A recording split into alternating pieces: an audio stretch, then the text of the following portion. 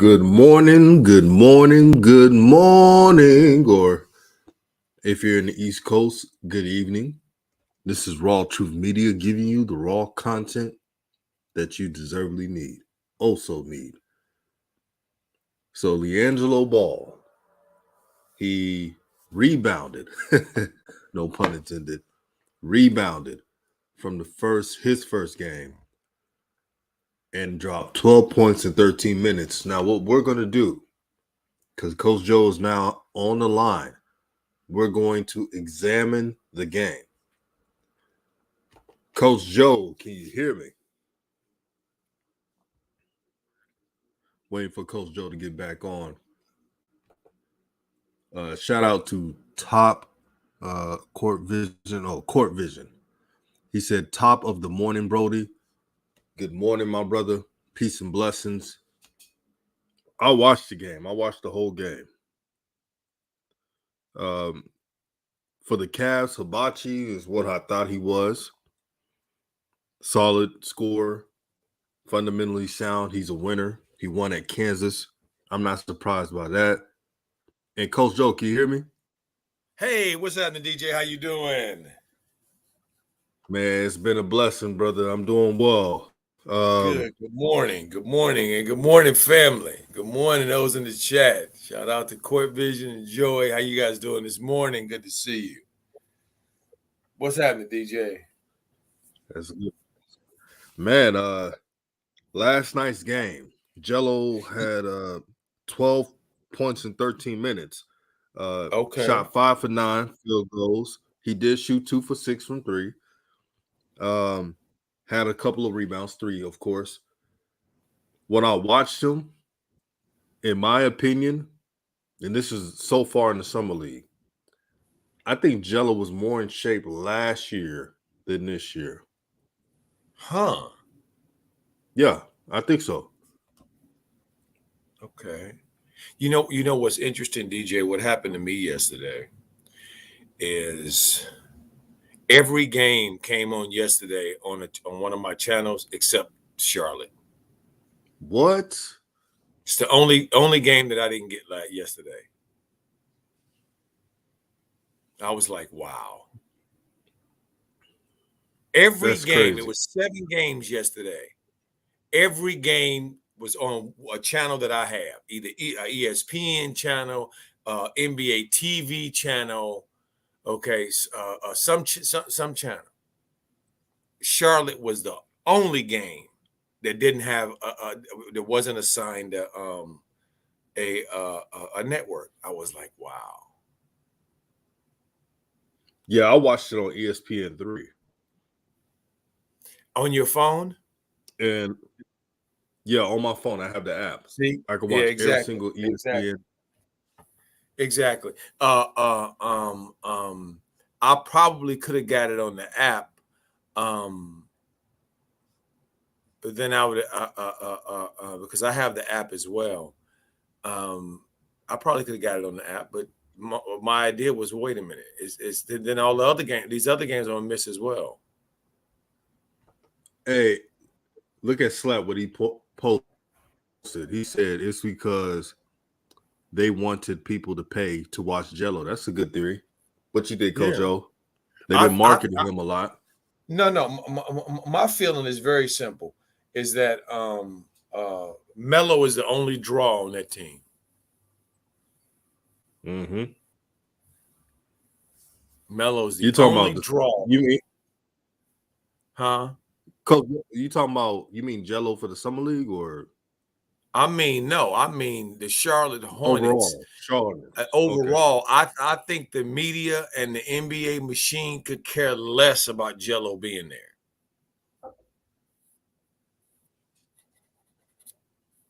I think they care about LaMelo, and that's it. I think they're tolerating the Jello story. Don't think they care. Right. Joey says that happened when the Hornets played the Lakers. They penny pinching because of Jello. Well, Coach, I watched the game, and here's what I thought. Tell me. And So Jello was more active than the first game. You know what's crazy, Coach Joe?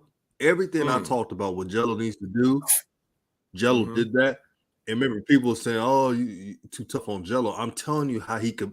I'm trying to tell people what he needs to do to make the NBA.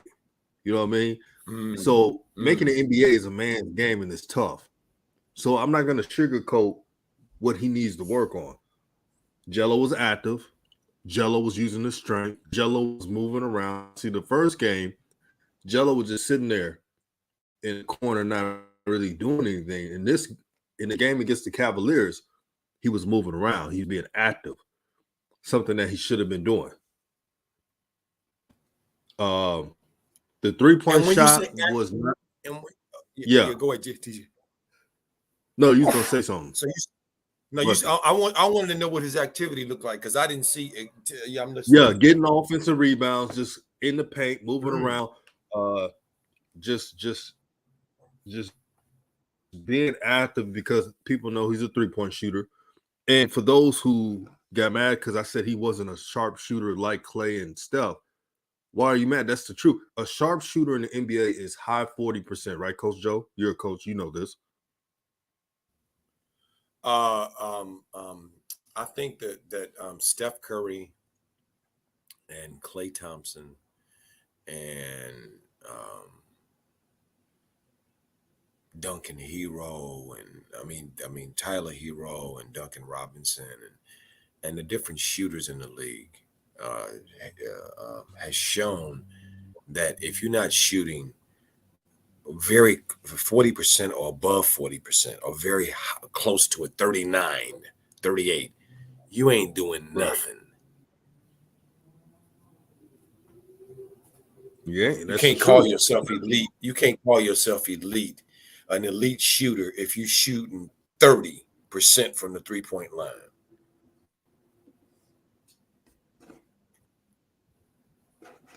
Exactly. There's a difference between an elite shooter and a sharpshooter and just a good shooter. They're all different. Facts. One's not the same.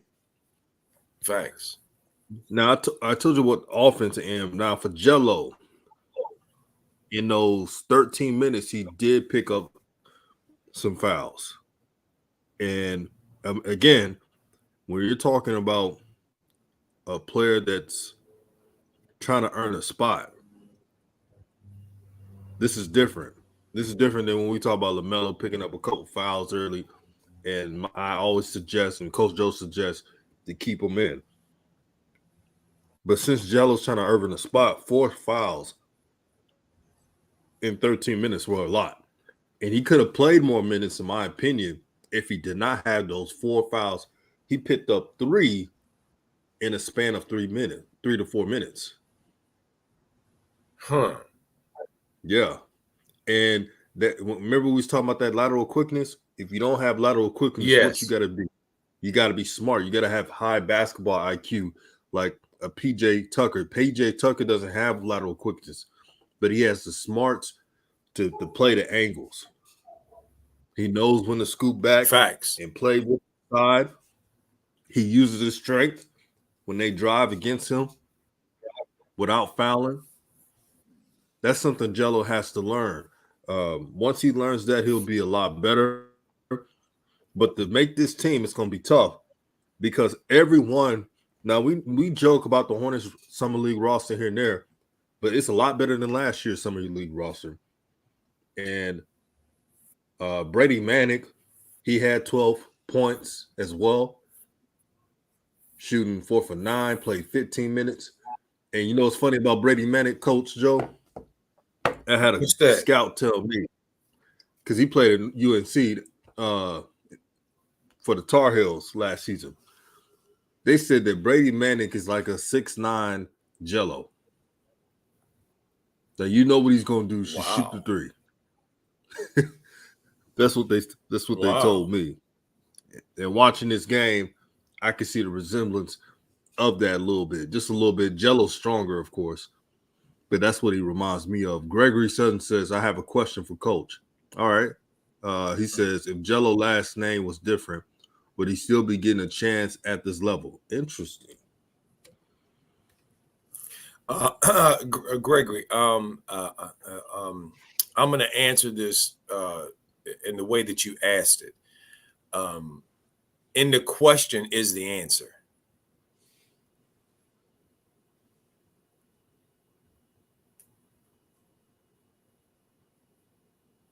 See, remember, family, when we talk about the game within the game, right?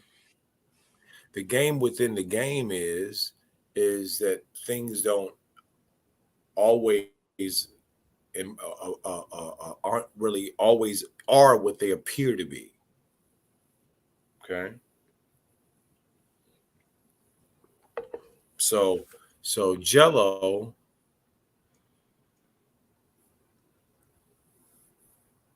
if Jello was the best player on this summer league team, there would be no question out of anybody that says if his name was different, would he get an opportunity? The only reason that question exists, Gregory, because you and I and many of us who are Jello fans and who love the Ball family know that we keep trying to find ways to say why Jello is still there. Because it don't look like Chet Holmgren. It don't look like Keegan Murray. He don't look like Jaden Ivey. See, he don't look like these two guards from last year. He don't look like Moses Moody, who they're around the same height from the Golden State Warriors. Similar build too. Nobody's asking is Moses Moody, would he be getting an opportunity if his name wasn't Moody?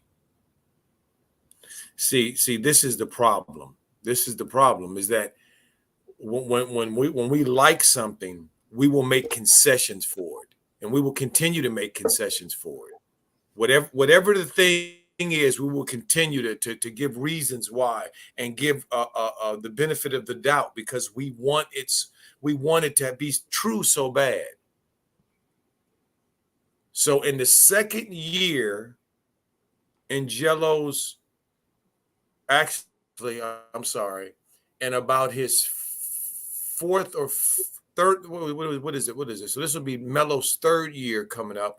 This will be Jello's fifth year since he got out of high school, right? Mm-hmm. His fifth year. And so that means that the one and dones from this year's draft, Jello is about 4 years older than them. So is he supposed to be better than these players? Is he supposed to be standing out? DJ, what you think? Should he be standing out? Yeah. And you know what I thought of? I'm sorry, DJ. Yeah. I'm sorry. Before I forget No this, problem. what I thought of. I thought of yesterday, Jackson, the kid that came from North Carolina about 5 years ago. You know who I'm talking about, don't you? There was Jackson. 2 Jacksons. One came out of Kansas and was drafted by Phoenix. It was a lottery pick, dark-skinned Jackson, who didn't make it and is still trying to find his way. And then there's another one. He was in that draft for Lonzo. Shoot. Yes. Wait. 2000. Wait, let me look. His last name is Jackson. And 2017 NBA draft. Josh Jackson. Josh Jackson. No. Oh, yeah. That's the that one was from Josh Kansas, Jackson, right? Yeah, Kansas. Josh Jackson. I ain't talking about the one from Kansas. I'm talking about the one that's playing right now because the one from Kansas was on Memphis. The one right now played last night. He shot really well. No. I'm telling you, I'm looking at the draft list. Josh Jackson, Kansas, number 4, the Phoenix. He was drafted to Phoenix. I'm not talking about that one. I'm talking about the other one, the light skin one. That's the dark skin one. Okay, the light skin one. The one that went to Carolina. Carolina. Okay, Justin Jackson. Justin Jackson. If you look at what Yeah. he did last night, he was on. I think he's with Boston. Okay, and he's trying to stick around. He's trying to stick because he's not sticking. Okay, he's in the summer league. And most of the people that are sticking from his draft class are not in the summer league. Am I right, DJ? You're right. And the ones that are in summer league are doing what? Trying to stick somewhere, trying to find a place, trying not to go over to Europe. And this kid was a lottery pick. Am I lying? Yeah, he was. And matter of fact, He could shoot out of college. Go ahead. I'm sorry, DJ. He's from Houston, Texas. Actually, here's a fun story, Coach Joe. Here's a funny story, Coach Joe. When he was, because my brother was a year older, he played for Houston Hoops, Justin Jackson. And I remember my brother's team playing against them, and they were like, oh, man, we playing a younger team, but this younger team was whooping everybody in the tournament. It was Justin Jackson, Justice Winslow was on that Houston Hoops team. Just a bunch of the players you see in the NBA now was on that Houston Hoops team. And now to see where they at now, I know some of them ain't really stars, but they in the NBA, which is an accomplishment.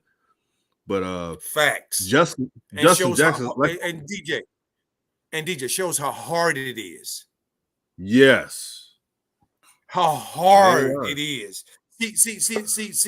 See, to me, what has happened with the Ball family is that our love for them has to me jaded our ability to judge Jello correctly, because we think that because of proximity, that means that it's the same. When the fact is, yes, he played with his brothers, but he is not as good as his brothers.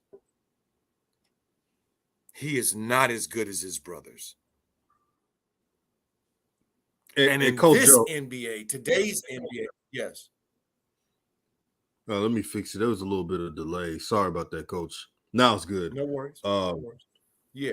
Shout out to Coach Ant Learn in the building. He said, "What's good, everybody?" Salute to DJ and Coach. LJ Lowe says, "Stop, Coach." What is he said? What did he said that was false?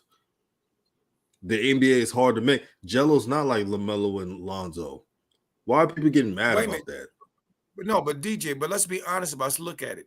Any guard any wing person that's 6'4", 6'5", 6'6", 6'7", okay, any wing, any potential dude that can play 2 or 3, okay, you have to be able to do multiple things well in today's NBA.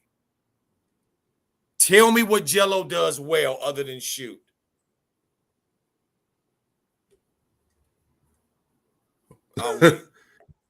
Exactly. Prime Time says you're wrong. He's in shape. He just need to play more minutes this year. He would be a better baller. Here's the thing that I have to point out. Now, Coach Joe mentioned the sharpshooters in the NBA shooting 40+%. And some of them, like Duncan Robinson, all they can do is shoot. But the difference is Duncan Robinson's hitting 40+%.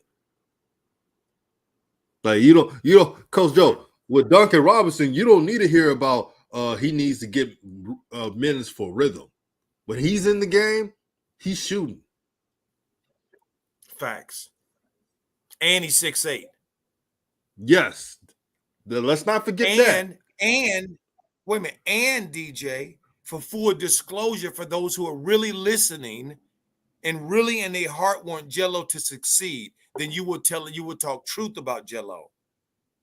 Duncan Robinson had a hard time finding time on the floor with Miami this year because he wasn't doing that one thing that he does well. He wasn't doing it exceptional this year. Am I lying, DJ?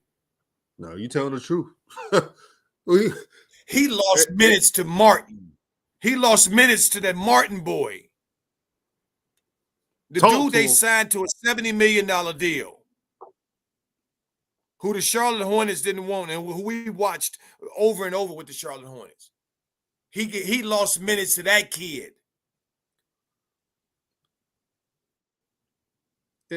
Coach So Joe, when I'm looking at the Hornets, yes. when we're talking about examples, right, of shooters, and we want Jello to make the NBA, we're trying to tell you how tough it is. Nobody mentions, like Ant Learn, no one mentions their height. Duncan Robinson is 6'8". Am I correct, Coach? Facts. He's 6'8", shooting 40+%. And we're telling you what Jello needs to do to make the NBA. And they're like, oh, he's going to make it anyway. We've been saying the same thing for years. Yep. But wait a minute. But hold on, DJ. Let's wait. I'm waiting for somebody to tell me. We know Duncan Robinson is known to be a great NBA shooter, not a good one, a great one. Yeah. Okay. What does Jello do well in the NBA? Exceptional. What is his exceptional talent, gift? We say shooting. Is he shooting at the percentage that reflects that? No. So how is he for that? See, Charles Barkley, somebody, Jello said, so what Charles Barkley was 6'5", and I believe Jello would rebound better than Duncan Robinson. See, this is what the issue is, LJ Low. I'm with you. But this is the issue, though. You asking me, you doing the Groucho Marx and the Richard Pryor thing. Who you gonna believe, me or your lying eyes? I watched Charles Barkley. Are you sitting up here trying to say to me, and I watched him when he came out of Auburn? Are you sitting there telling me that Charles Barkley and Jello are comparable as it relates to how they play, how they defend and rebound? Jello is nowhere near on the level of a Charles Barkley physically. Are you joking me?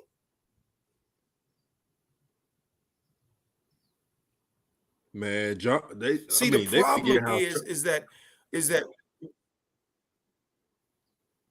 go ahead, DJ. Oh, sorry about that, Coach.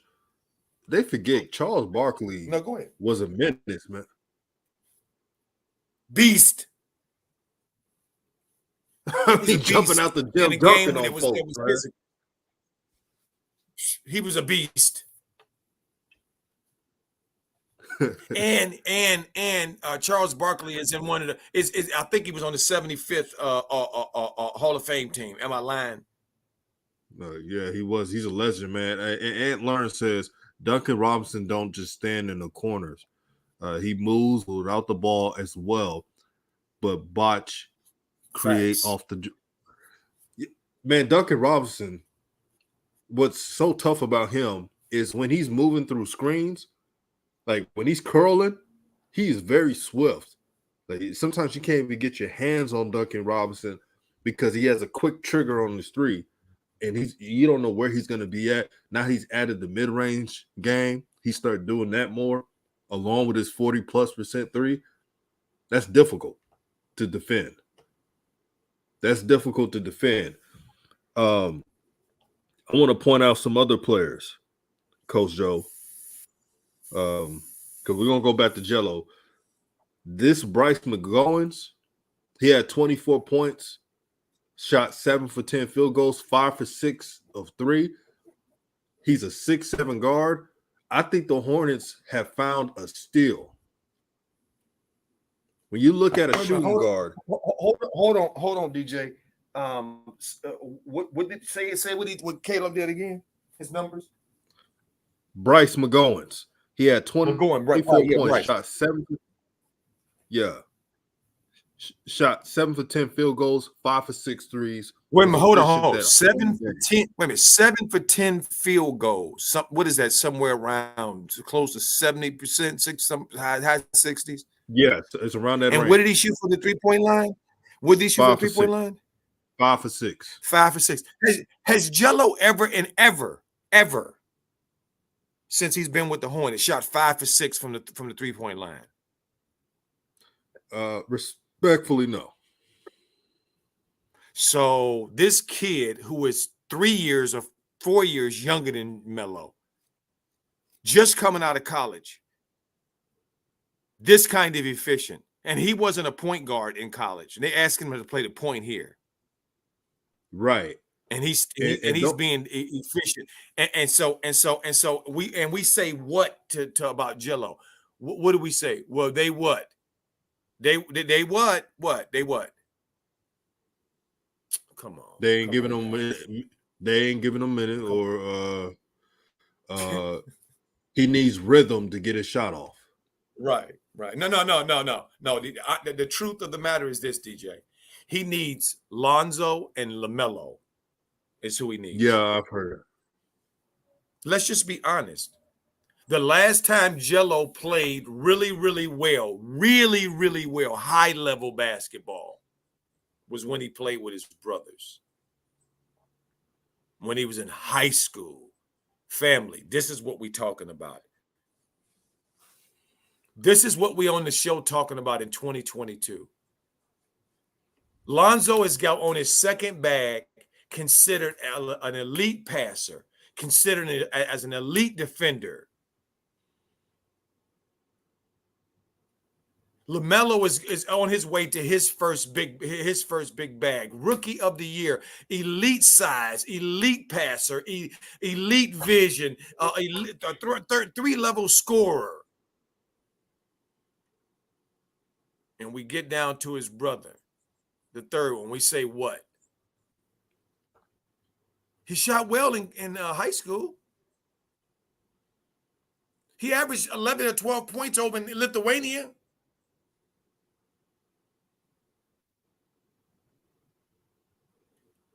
See, this is what cognitive dissonance is, family. Wait a minute. We didn't even bring up Boat Night, LJ Lowe. Show didn't. I don't know. I think you just try to we know that Book Night is the truth. I don't know what I don't get, like, you just throwing out names, brother. He said, man, I can't believe Boat Night's better. We didn't even mention Boat Night. This is about the players that played in Summer League. And Gregory Sutton says, I'm not arguing with Coach Joe. He's been around Hall of Fame players. Y'all great. And it's not, and Coach Joe is one of the most humblest talent evaluators and coaches around. He's been around so many Hall of Fame coaches and players, coached them up, and doesn't brag about it. He's told me personally and showed me the people he talked to and worked with and coached that I will never tell to anybody, and never brags about it. DJ, there's a young man from your home. I mean, me and you both care about that. I just took pictures with you not long ago, right? Have I ever come on the show and told anybody? No, not at all. Because I'm not here for my ego. I'm not here for nobody to stroke me and tell me how great I am. No, I'm here for truth, not Coach Joe's truth, the Most High's truth. Right. Y'all act like, okay. Coach Joe, they act like not all we got some real ones in here. Act like we don't want Jello in the NBA. We want Jello in the NBA. We're telling you, how difficult it is and what he needs to do. He needs to do. Fact. Jello, man, he knows what he has to do. He knows he had to play some stingy defense to make it to the NBA to complement his 3-point shooting. He knows this. But let me read something else, Coach Joe, because I saw something.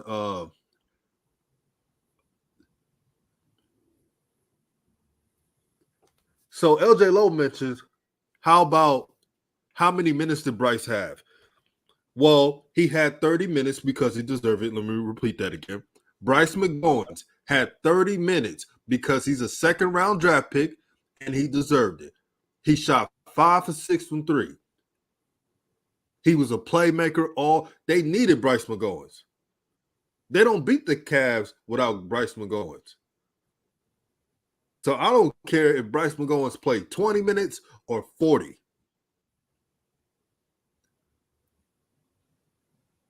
He was drafted by the Hornets.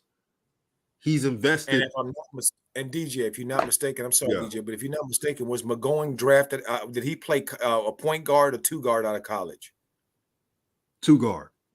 Okay, and his numbers and how he's playing says what about him as a two guard?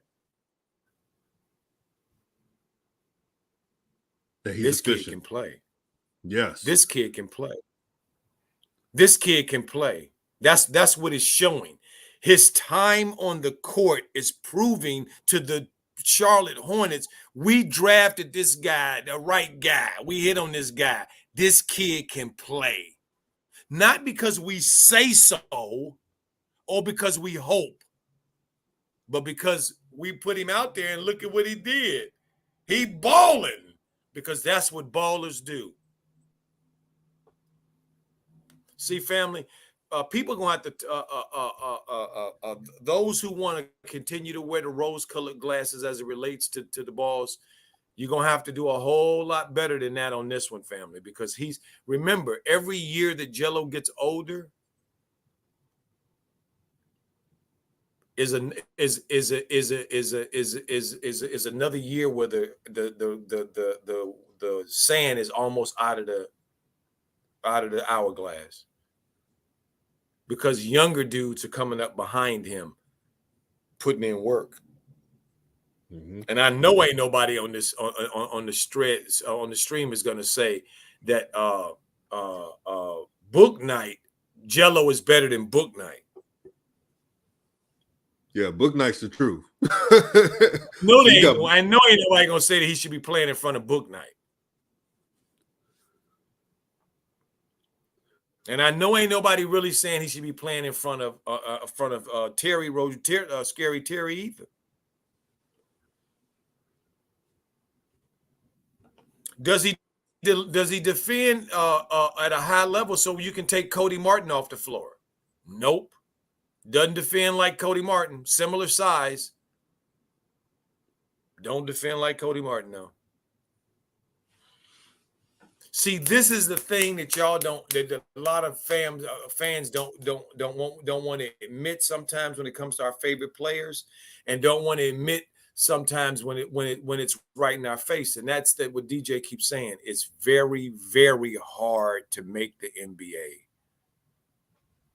Very, very hard. I've been watching these games, these summer league games. I'm DJ. I'm just blown away by how many players, how many boys we actually have that can actually play, that are not going to be given an opportunity. They just can't get a chance because it's no chances. I'm gonna give you an example, Coach Joe. I'm gonna give you. I want to add on to that. Yeah, because look at the names. Like, remember LJ Figueroa? Remember, he was shooting 100% before this last game. He only had 3 points, but he had plus 14 plus minus. Was really a pest on defense, and being a good facilitator. He may not even make the team. Now he can make Greensboro Sorrel Crutcher. Not his best outing, but the other game he had a lot of points. He may not make the team. Alexander had almost 20 points the other game. He may not make the team. Now some of them may be two-way, but we're listing now names. Brady Manick, who some scouts are saying 6'9" Jello, because he's gonna just shoot threes. Had 15 points the other game. Well, 12 points in this game, 7 rebounds, only 15 minutes. He may be a two-way contract guy, and he played in North Carolina. That's right. And how many rebounds did Jello have? And Jello played 14 minutes. This kid played 15. How many rebounds did Jello have? Only 3 rebounds. I'm just reading the stats. Exactly. So see Brett, see the Manic kid you're talking about, the North Carolina, the redhead kid. What it's showing you is, wait a minute, this kid's got size. He's got size. Okay, and he can shoot. Literally can shoot, and he can rebound.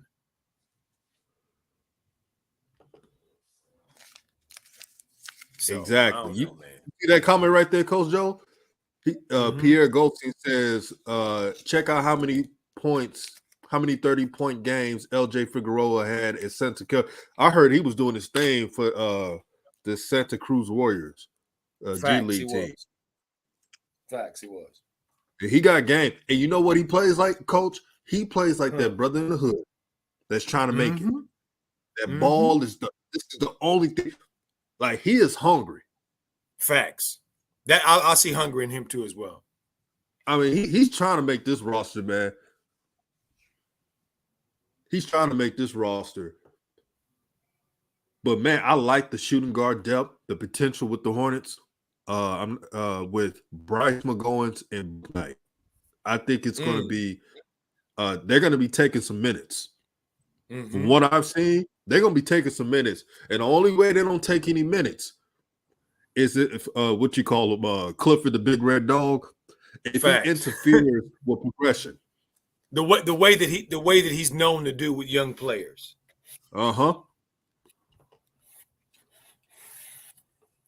You see that, Coach? Ant Lawrence says Bryce can play 2 and 3. Oh, he's versatile. Facts. And how tall is he again? 6'7". Damn, another dude taller than Jello. Shit. Man, I wish, man, I had one of my homies, man. He one of them temp scouts. You know them temp scouts that do the paperwork. Like, but you need the scout. Man, he texted me 2 days ago. He's like, bro, if there was anyone in the Ball family that needed to be 6'8", 6'9", it should have been Jello. Facts.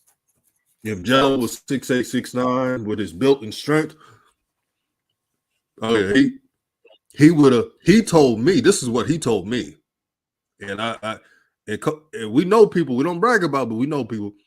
He said, despite the China incident, he would have been drafted if he was 6'8", 6'9", playing that style. That's what he told me. Facts. And this is the thing that's frustrating for me, DJ. And I'm not gonna say you because I don't want to include you in this one, but for me, is that primetime needs him, and he's screwing around trying to still play basketball.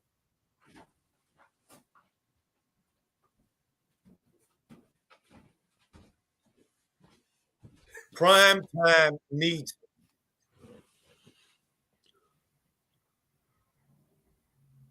If I'm not mistaken, Big Baller was a tight end in football, if I'm not mistaken. Yeah, he was. So tell me, somebody come on the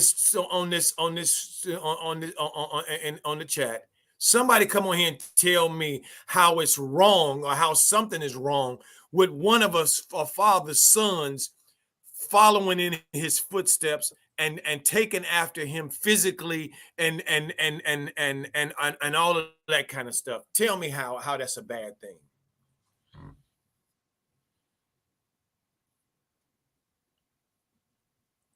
Because you know that's what we're saying. Those that won't admit that Melo is just like his daddy, Big Baller. His body type, always been. He's like his daddy. He got hands.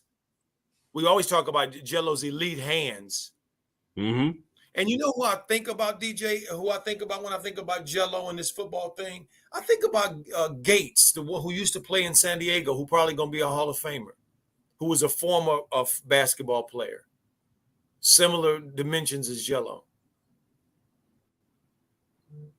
Great hands. Made himself an amazing career. Probably going to be a Hall of Famer. You know what? That's why Jello is. I've always said this. Jello is definitely LaVar's favorite son. It's not even close. Facts. Because I think LaVar sees himself in Jello. How can he not? It's obvious. The other boys are like the mama. Exactly. Lonzo and LaMelo and LaMelo is like they're built like the mama. Shannon Sharp said he would coach Jello up. What other basketball player in these modern days, in the last 2 or 3 years, DJ, can you think of any prospect in the last 2 or 3 years where people outside of that's of their particular of basketball are suggesting that they should play another sport, and pros from that other sport. Shannon Sharpe is a Hall of Fame tight end. So I would think that he probably knows what it would take, what it takes to be a tight end in the NFL. Exactly. And shout out to Jonathan Brand. He said, haven't been here in a minute, man. Salute to you. Thank you for tuning in. J Pap says, in my opinion, this is just his opinion. J Pap says Jello needs to lose 10 to 15 pounds. It only helps his defense. He seems a bit heavy on footage right now. Not enough quick twitch. You know what's crazy? I pointed this out. Coach Joe pointed it out. But people are like, oh, it's not that bad. We're telling you a coach's perspective, a scouting perspective. And we're putting pointers on what he needs to do to make the league. Some people are listening to it. Some people are just like Coach Joe said, having the rose-colored glasses and say, oh, he don't need to improve on anything. He's perfect. If he was perfect, he would have been drafted.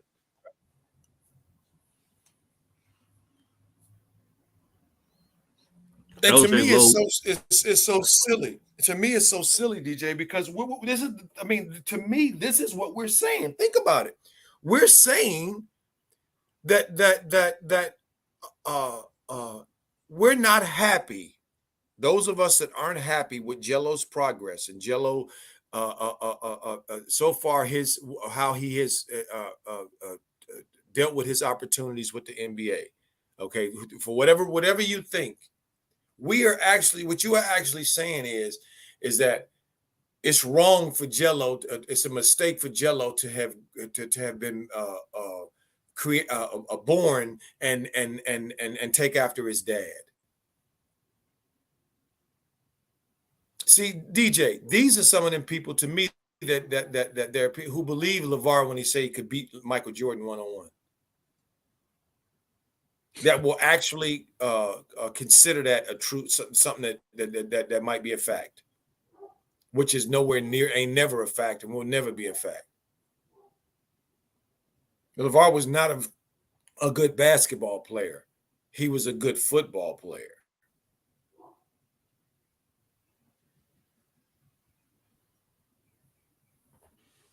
Crazy to me. LJ Lowe says, listen, if they were to turn him loose, he doesn't produce, then I'll be okay with it. Not right now. This where true scouting and talent evaluated. A true scout or anyone that looks at talent can look what an attribute is within 5 minutes. Am I lying, Coach? Facts. I mean, people have said it about Jello. Why? I mean, they haven't said that about Lonzo or LaMelo. Nobody has suggested that anywhere that Lonzo and LaMelo were not basketball prospects.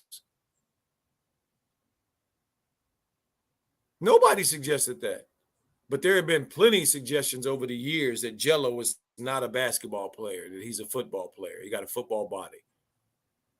And DJ didn't make that up, and I didn't make that up.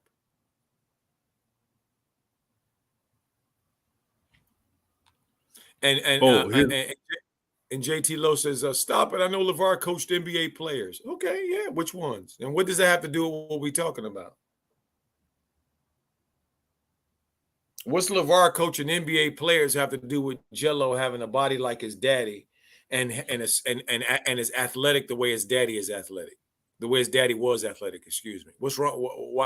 What does that have to do with that? And Coach Joe, why is it so wrong to say that he's built like his pops?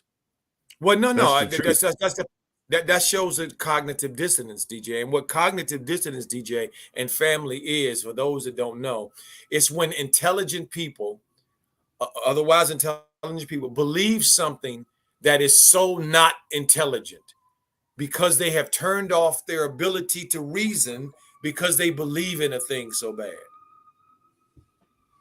That's called cognitive dissonance. And there's a lot of people that are that way.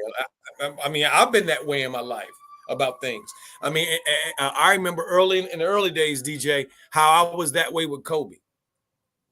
I had Kobe glasses on. I was cognitive dissonance like it wasn't nothing. I didn't want to hear no excuses about Kobe Bryant.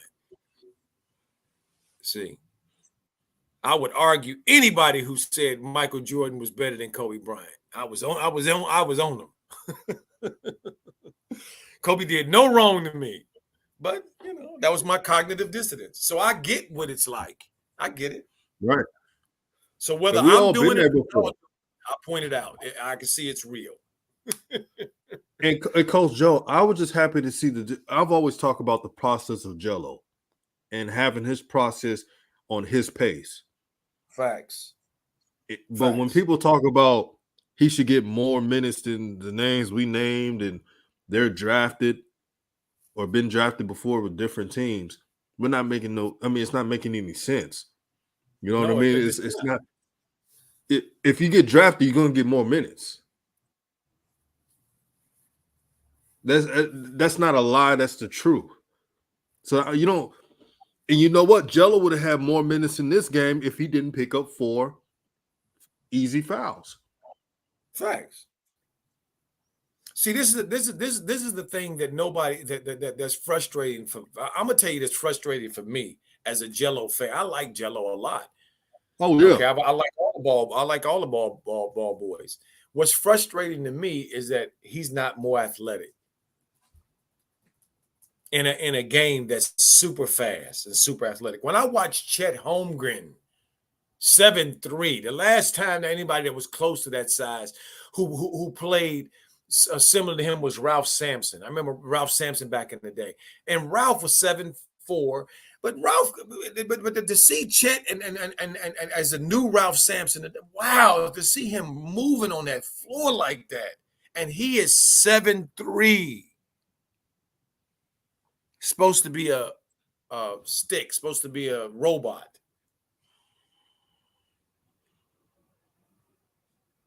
I will say this: Jello is not more athletic than Chet Holmgren. Chet Holmgren is more athletic than the Jello is. Yeah, that's true. His handles are better than Jello. Have you seen Chet's handles, DJ?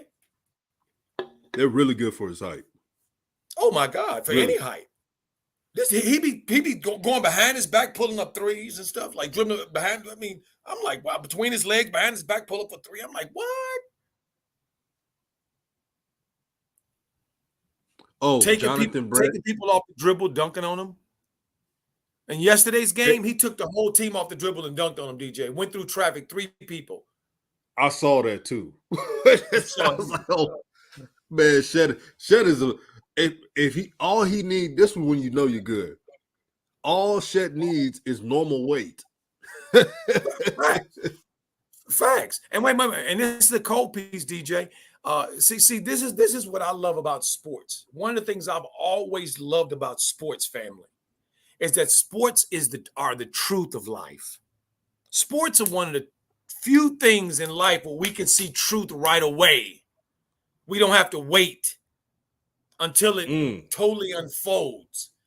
When I'm watching the game and I'm looking at Chet Holmgren and I see him playing his first game against Taco Fall, who is 7'6" and a little less athletic than outweighed Chet, and I see Chet just taking his belt off on this bigger dude, shooting threes on him and just know what to do with him. I'm like, wow, look at this. Chet showed in his first game how elite he was. Again, LJ Low-key's talking about how many minutes they put. They're going to get more minutes than Jello. These are lottery picks. Are y'all hearing yourselves? They're lottery picks. Of course they're going to get minutes. And see exactly right. And it's not even something to talk about. That's why I'm not even going to address that, DJ, because that doesn't make any sense. Because right. everybody that we've brought up is younger than Jello, and when Jello was getting an opportunity to play, they were either in high school or middle school. So last thing I want to hear is that when they didn't grown up and now they finally in the NBA and they putting in work, I'm gonna participate in and somebody who's 3 or 4 years older than them, 5 years older than them, who's been given an opportunity and still trying to find his way, and making excuses for it. Man, I wish I would. Talk to I him. wish I would. When Keegan Murray. When I watched him with Sacramento, since he been, oh my stars, another Chris Middleton, and for those that don't know, Chris Middleton is a very efficient, very good, a very awesome NBA player. Oh, the Bucks missed him, coach. The Bucks missed him. Bad. They closer. He's their closer. I'll say it like this. The Bucks would have went to the finals if Chris Middleton didn't get injured. I firmly believe that. I don't care what anyone tells me. Louise says, I'm late getting here. Are you saying Jello is not good enough in the NBA? Isn't he better than some guys that are in the bench? Would you like to ask that, Coach Joe? I'm sorry. Louise says, I'm getting late here. Are you saying Jello is not good enough in the NBA? Isn't he better than some of the guys that are in the NBA? See, family, Luis, this is the problem. This is the problem. And that question right there, that when it comes to Jello, those of us who are ball fans of them, we keep moving the goalpost. Every time Jello doesn't live up to what we hope he lives up to, doesn't play the way we hope he plays, we go into that. Well, if only I could have a little more heart. If only I can have a little more courage. If only had a little more of this, or only had a little more of that. See.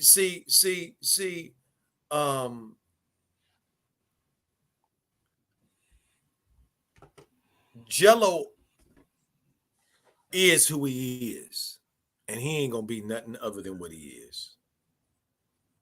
And he ain't gonna be nothing what he is for me. He ain't gonna be nothing what he is for his family. He ain't gonna be nothing what he is for everybody who wants him to be successful. It's gonna be what it is, and it's clear now where we are today, 2022. That Jello still has not found his way. And they're still, the song is still the same song. If he only had an opportunity. If he only had an opportunity. Well, what kind of opportunity should he get? You see Jonathan Brand's comment, if it only wasn't raining. Right. If it only wasn't raining. Exactly. If it only wasn't raining. I mean, come on, man. Come on, man. I mean, this is, Jonathan Brand says that he's Jimmy Fredette. To me, he ain't even Jimmy Fredette, because Jimmy Fredette is a bucket. Jimmy Fredette is not going into a game and he ain't not gonna show himself to be a bucket. Am I lying, DJ? No, you telling the truth. Matter Wing says the NBA is the best of the best, y'all. The bench players are very good. Talk to him. Talk to him. Yeah, everybody thinks NBA is just so easy, man. This is a grown man's game, man. This is I had someone inbox me on Twitter who was saying, I love your show you did with you, Coach Joe and Pope.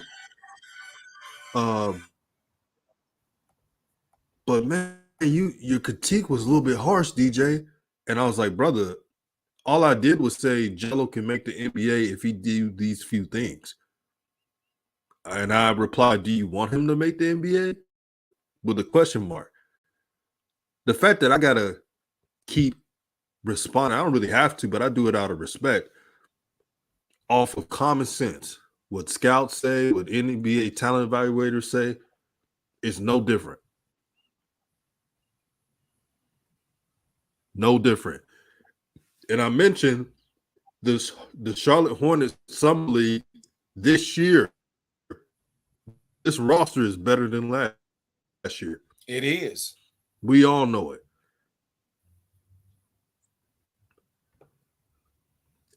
So they're saying, why does this player don't pass it to Jello more? They're trying to make the team, and we Facts. root for Jello, but we know what it is. LJ Figueroa is trying to get on the team. He's going to get his shots. Facts.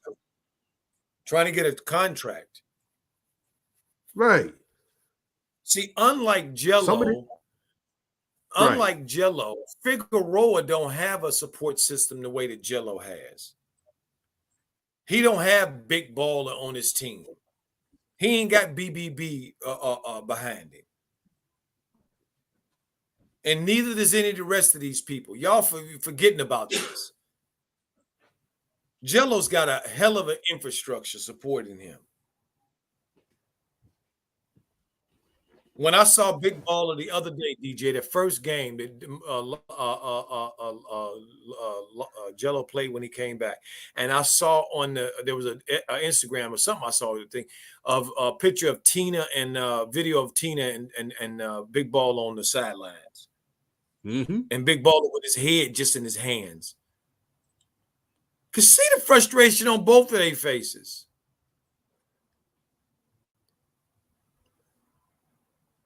At some point, you got to accept the truth. Not my truth, not Big Baller's truth, not Tina's truth, but the NBA's truth. That Jello is just not good enough. Now, Coach Joe. But what breaks my heart though, DJ, and I'm gonna land here, DJ. Right. But what breaks my heart, DJ, is that there is no infrastructure, no ideas, no support for Jello to do anything else. And I think that's so wrong because it's putting him up against his brothers as if he did something wrong, as if that China thing is more than what it was.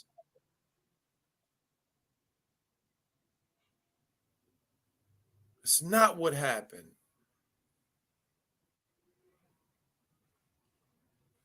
Go ahead, DJ. I'm sorry. No.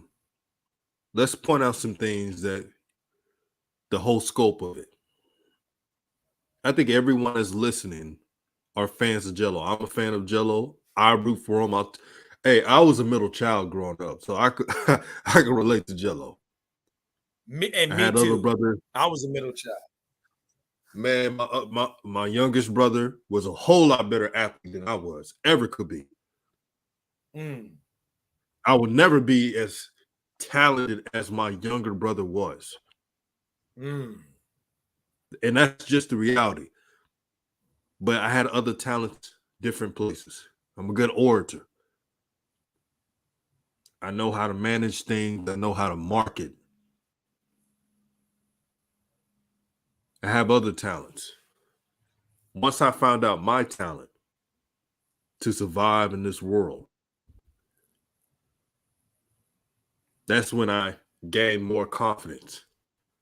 Because when I was in high school, here's some truth. When I was in high school, all I heard about was my younger brother being a star athlete, I used to question myself and say,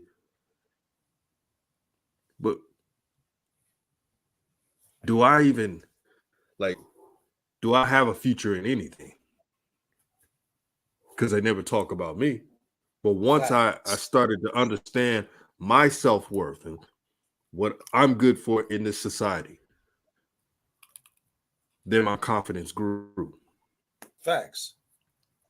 So when we're breaking down Jello's game and what he needs to do,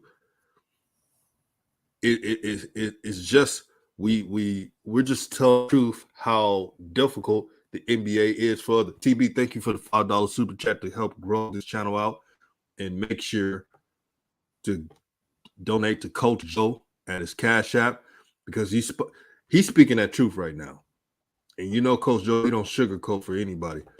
TB says Tito and Jermaine Jackson tried to make as solo artists as well. Michael and Janet had it. Yep.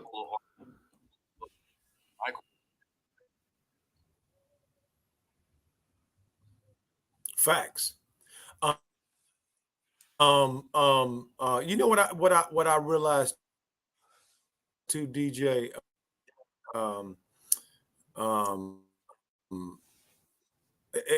LG, what's the young LJ Lowe said, Coach, I heard Book Night talking on YouTube, and he said he thought Jello was hype, but he was like, no, man, bro can hoop. This is what I think some people in their adoration and their love of Jello sometimes forget. I'm not saying, and DJ's not saying that Jello can't play. We're not saying he can't play. What we're telling you is that there's a lot of players that can play. It's not about whether you can play. It's about whether you can play NBA basketball. That's not the same thing as being well. There are a lot of players right now on summer league teams that can play. There's not enough slots for them to play in the NBA. So they're going to have to go a different route.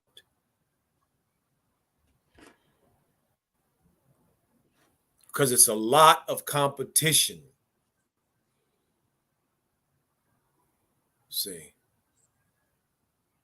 So that's what we're saying here.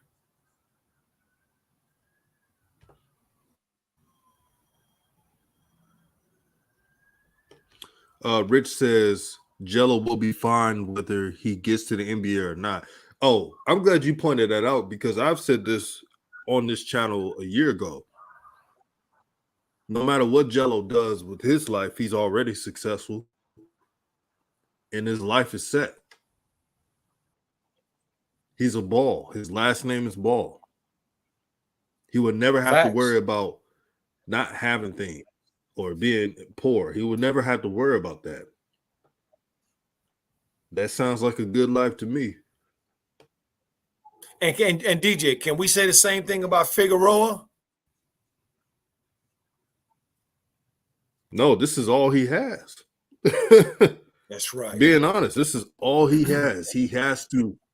That's why he's playing with so much fire. Even, the last game was off, but the energy's still there.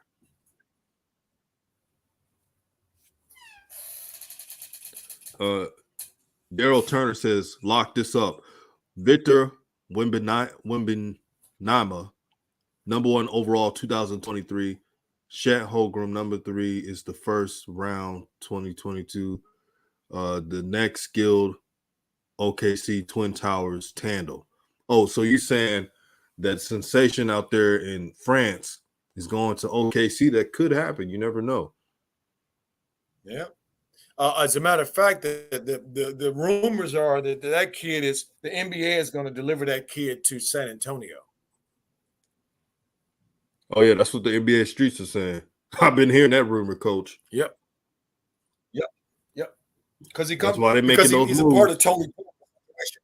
He's a part of Tony Parker's situation over in France.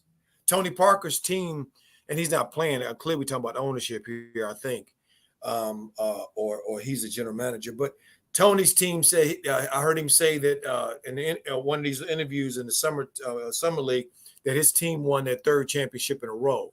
So first time, one of the few times the teams, has reached that. So yeah, this is Tony's guy. Exactly.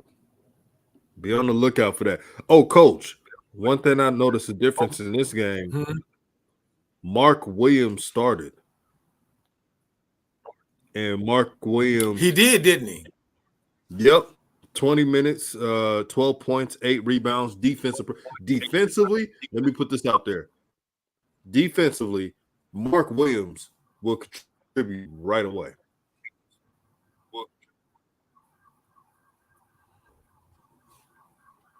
He has a 9'9" wingspan reach, and it shows.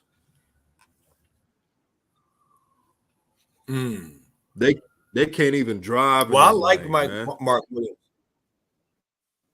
Wow. So he was shutting the basket down, huh? Yeah. The only thing he needs to work on is a couple of offensive moves. I think that'll come in time. Now, still, I still believe that the Hornets should have kept Jalen Duren as well as you keep Mark Williams and make it work.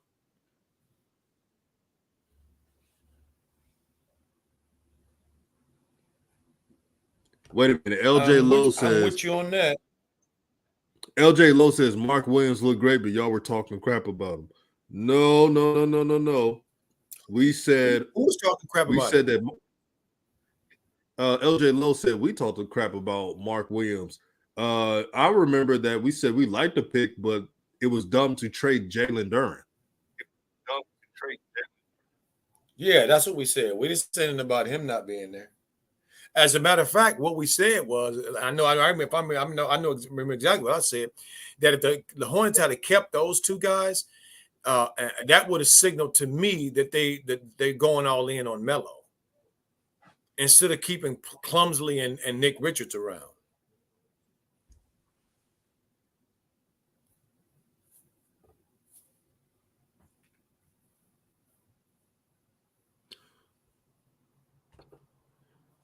LJ Lowe says, DJ, you need to go back and look at your show. You and Coach Joe, stop flip flopping. So let's put this out here. We all believe offensively Jalen Duren is better than Mark Williams, which is okay. He's a better prospect. Farther along. But didn't we just said, because I don't know if you listened to the whole show, that you might as well keep both players and not trade Duren. We literally said that. Right, Slat. Duren is better than Mark Williams offensively. That doesn't mean Duren was a bad player. Bad player, please. Where is that? He'd been perfect. He'd been perfect for Melo. Just like Mark, just like Mark's gonna be good playing with Melo. And I want to point out this, DJ, that there's a Hornet big man that the Hornets used to have, another one that's now playing, looking really good. Okay, down in Washington. Dude named Vernon Carey. Wow.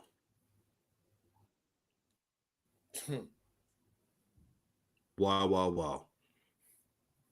But yeah, just because we say that Duren is more further along than Mark Williams, there's nothing against Mark Williams. That's just the truth. Nobody thought that Duren would slide to number 13 overall. That's how talented he was. Facts. Matter of fact, on that live stream, Coach Joe, remember I was... Go ahead, DJ. Yeah, I was telling you, remember on that same stream, I said I hate that trade happened because I don't want to take anything away from Mark Williams being drafted because I think he'll be a great defensive presence. I've always talked about Mark Williams' defense ability. Well, hey, first of all, DJ, you was on Mark Williams going to the Charlotte Hornets when they got their draft pick. Yep. You was on Mark Williams, so that's why I'm not even addressing that, dude. Yeah, you always on Mark Williams. Before I was on Mark Williams, you was on Mark Williams, so Yeah, he's gonna. I like his defensive talent. My thing is with Clifford, and y'all gonna see. Hopefully it changes, but or how you coach. Steve Clifford, will he do the right thing and just play the best guys that fit with this team? Or will he just cater to vets who hasn't really accomplished anything in this league at a significant level?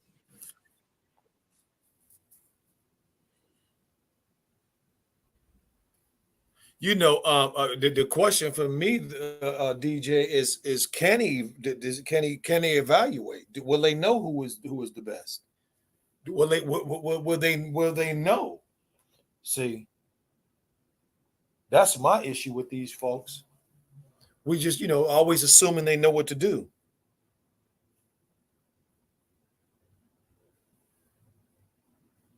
I mean, when I look out at the NBA right now, and let's take the the Eastern Conference. When I see what Atlanta has done and how they've gotten better, bringing in Javonte Murray, okay? When I see Indiana and I look at that backcourt that they have down there now of the kid from Arizona they drafted. What's that kid's name, DJ? Hey, Coach O, can you hear me? I went mature. Coach O. I can hear you. I hear you fine. Yeah. I just got back on. Yeah, the Wi-Fi was kicking. But what you were saying? Oh, okay. When I look at what some of the changes that some of the other teams have made in the Eastern Conference, I'm hot. When I look at Indiana and I see that they've got a 6'7" and a 6'6" backcourt with two athletic dudes who are both good defenders, I shake my head. When I look at what Atlanta did down with Trae Young and Javonte Murray, how much they've gotten better, I shake my head. When I look at Boston and see that they're going to have a backcourt of two big defensive guards in Malcolm Brogdon and the reigning defensive player of the year, Marcus Smart, 2'6" dudes who can guard, who can shut down, I shake my head. When I look at the Bulls when they come back, and they putting 6'7" and 6'7" in their backcourt with Lonzo and Zach. And then we get over here to Charlotte, and what do we see? Nothing. Melo still playing with a Lilliputian, a midget. He said lube. I mean, DJ, it's like what? Dang. When I look at Detroit and I see Cab and Ivy, that new kid, Cab 6'7", Ivy 6'4", 6'5". Dynamic young guy, young players. And I see that Charlotte stayed pat. Well, I don't have a lot of DJ, I don't have a whole lot of conversation about, to be honest, about what Jello's doing when I see they doing so many horrible things for LaMelo. Because this is his team. Right. That's the troubling part. LaMelo can't even get what he wants in the basic level that franchise players get. LaMelo doesn't even have that. And that's something we don't even talk about. We're talking about, the Hornets are going to do this. The Hornets are going to do this for LaMelo to put Jello in. Look what they have done so far. This is the sad reality of the Hornets. Like Marquina said, it's sad what the Hornets are doing. They gave away Duren for a pack of freaking pork rinds. Facts. They're shitting this young man, and they don't want to build around him because of the ego of your so-called Lord and Savior, Michael Jordan. And Mitch Cupcake. Yeah.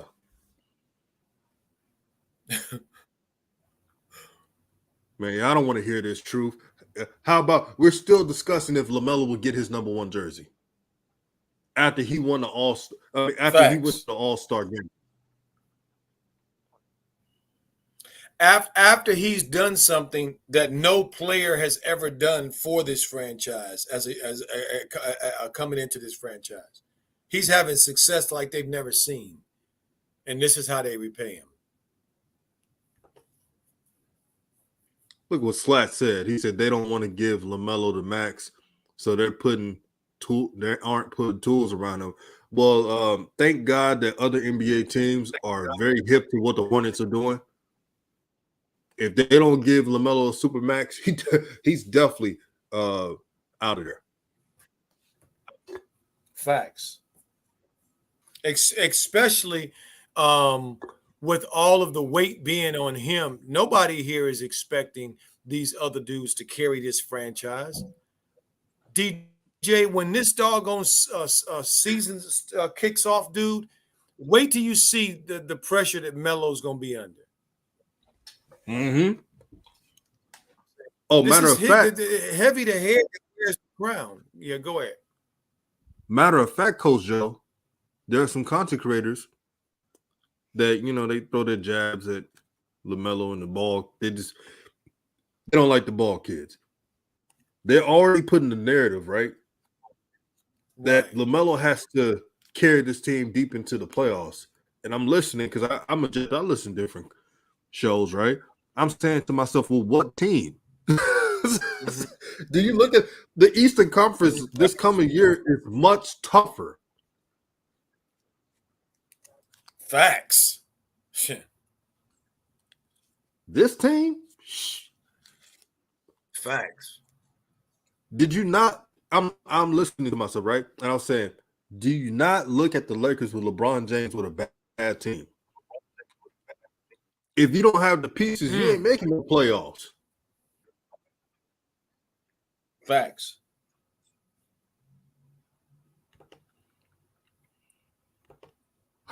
LJ Lowe and with says this team, we say, Coach? Go ahead, DJ. No, go ahead. Oh, yes, it's kind of delaying a bit. Please forgive me for that. But LJ Lowe says, I think Jordan is going to let Cupcake do this for real. He's already letting Mitch Cupcake have full control of all of the decisions while he's out there just chilling, playing golf, doing what Jordan does, gambling, allegedly. Not allegedly. He's a gambler. It's already out there that Michael loves to gamble and loves to compete on everything. You know why I said allegedly, right? That horse has already left the barn. Wink, wink. Jonathan Brand says, with an unimpressive head coaching signing. Oh, man, there was so many shines in a Hornet media circle. They had to lie to themselves, Coach, about this Steve Clifford signing. Saying, this is what we need to win. I'm like, come on now. The coach that you fired for JB?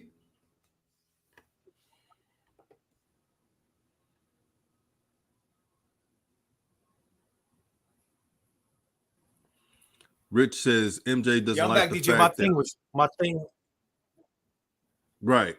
Your thing was going in and out, the internet? Yeah, I think. Yeah. I was saying something and nobody heard me, but I'm back. It's all good. Okay. Rich says MJ doesn't like the fact that more people are wearing Melo's shoes at home games than his. Well, we said that the first year that Melo joined that team, that the Puma situation will be problematic for Melo down there because of how strongly Michael Jordan, the Jordan brand is. So we would not surprised to hear that or see that at all.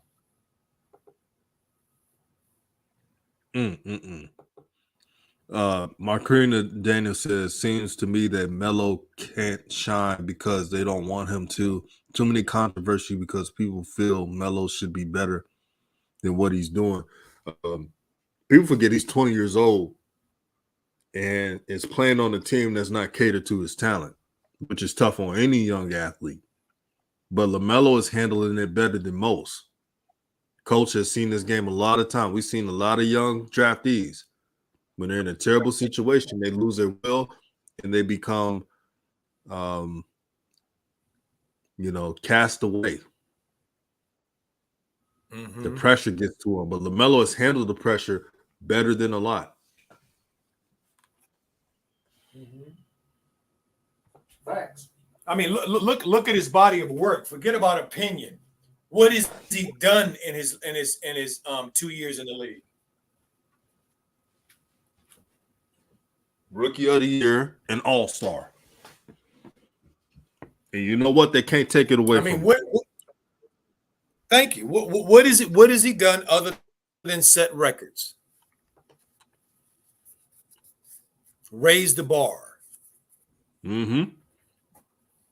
And DJ, to me, he's looking bigger too. Look like he's growing to me. Look like he's growing. I'm looking at some of these little pictures and stuff, and look like he's getting bigger to me.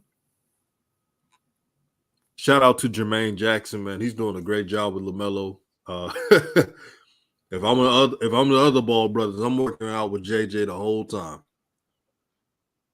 Facts. Man, Coach and Joe. This is the thing about. No, you was gonna say something. Go ahead. No, go ahead. I was saying, look what the Timberwolves have done for Anthony Edwards. Shout out to the Timberwolves, man. That's I didn't even mention them. Oh, my stars. Oh, I didn't even mention them. Oh, Ant down there got people down there. They got his back. Everybody, man. Everybody get all these players. They seem like their organizations got their back, except drum roll, the Charlotte Hornets or whatever. It seems like they just. It's always some. Macretia Daniels said earlier. She said, "Seems to me Melo can't shine because they don't want him to. Too much controversy because people feel Melo should do better than what he's doing."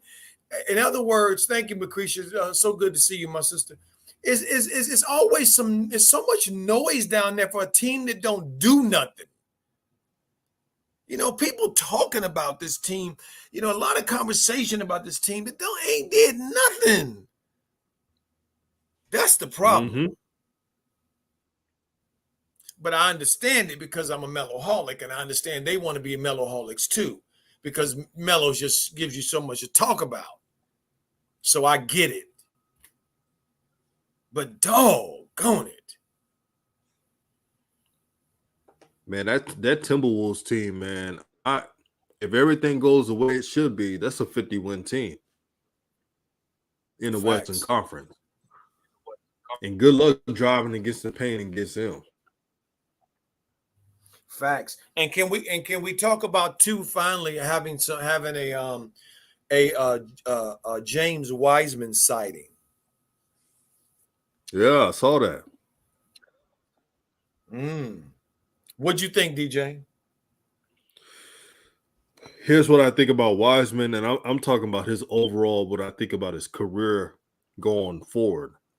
I think Wiseman, if he figures it out, of course, I think he will be an 8 rebound, 12 point per guy. Ceiling. Which is serviceable, but it won't be elite. Now, Warrior fans, y'all got to be honest. I know y'all won a championship. And matter of fact, I picked you guys to win it all. You can look at the archives.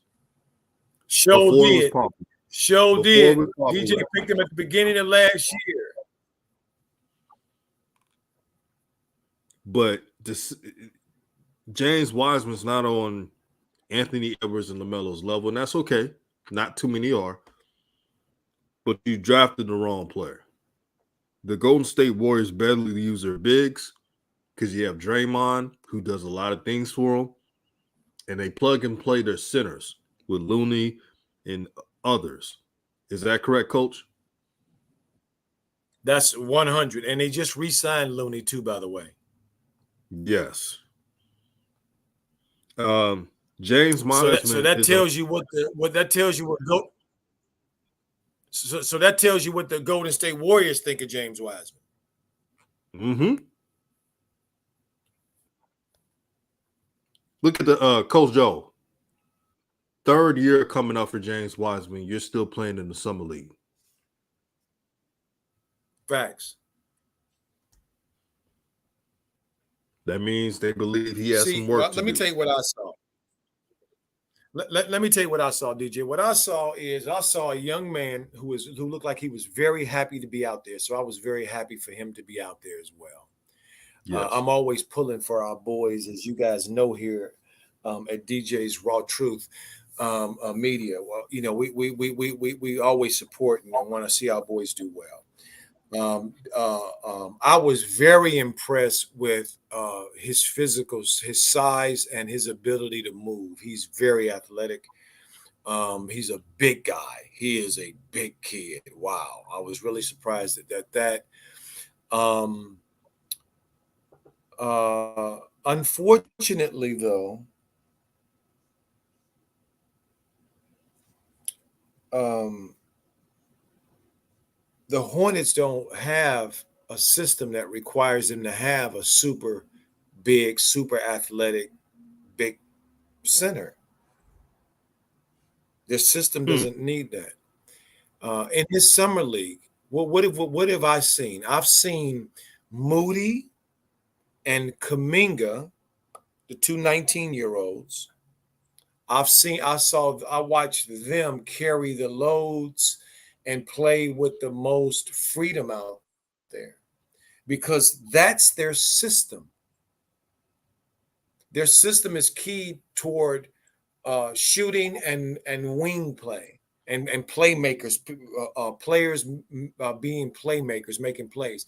And so when I look at Wiseman, I just feel a little sad, to be honest with you, because I don't know what kind of chance he's going to really get down there, you know. And I hope that he's healthy and all of that kind of stuff. But um, um, I'm more impressed with Chet Holmgren than I am with Anthony with James Wiseman. Oh, not even close. I feel bad for James Wiseman because he didn't ask for the scrutiny. He seems like a player that just wants to play basketball and mind his business. Yep. But the Warriors put him in a tough situation. They knew LaMelo was top 2 player and still passed on him. If James Wiseman was a number 5 or number 6 pick and was able to grow gradually, it wouldn't even be a problem. They would have said, well, he was injured, give him some time, right? When you're drafted a little bit lower than top 2, you get that luxury. But when you pass on an all-star, and don't give me, oh, they had too many guards. Jordan Poole contributed this season.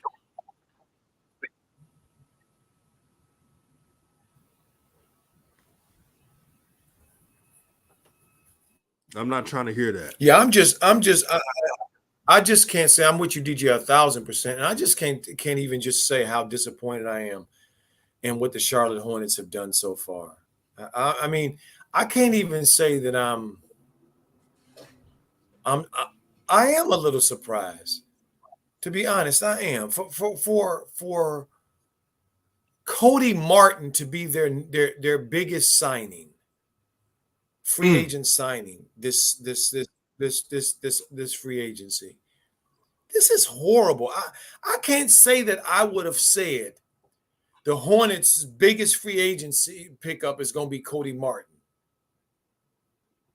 I don't think I would have ever said that. And for those that say that they were automatically going to re-sign Miles, well, I don't know. Even without this situation.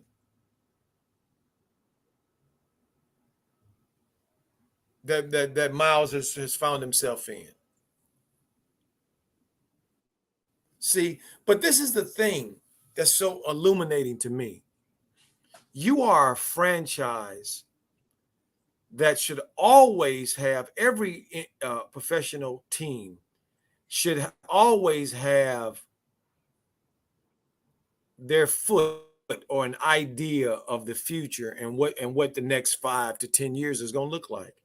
What contingency plans if free agents don't hit? What do I do? In Miles' case, what if Miles had decided none of this stuff going on with the domestic violence, none of this? What if Miles had decided, I just don't want to be in Charlotte. I want to go back to Detroit, where I'm from. And he took an offer from the Pistons. There's no way that Charlotte would have known whether or not he could have did that. Who was their contingency? What was their plan in case Miles left? And we looking at it. They didn't have one. So they signed Miles to that 8-year thing, $8 million. They signed him to that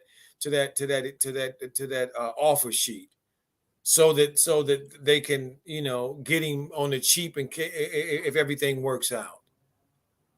DJ, you said it a long time ago. Damn flea market team, man. And Jonathan Brand says, how can someone as MJ can be the most competitive in everything he touches, but being an owner? Dang. That hits to the core right there. Yeah, MJ, what happened to that, man? Jonathan. What happened to that? So you draft LaMelo and now you don't want to be competitive? Now you don't want your team competitive?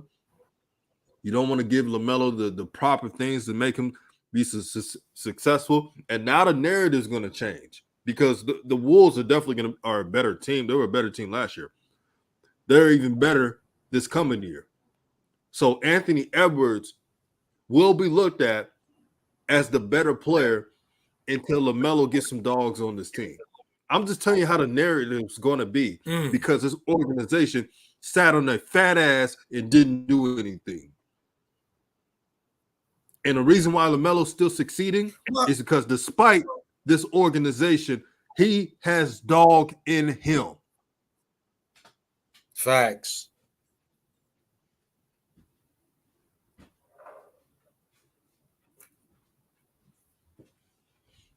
Yeah, I need to get some water, Coach Joe. This organization pissed me off. Absolutely, DJ, because you hit the nail on the head. I mean, because this is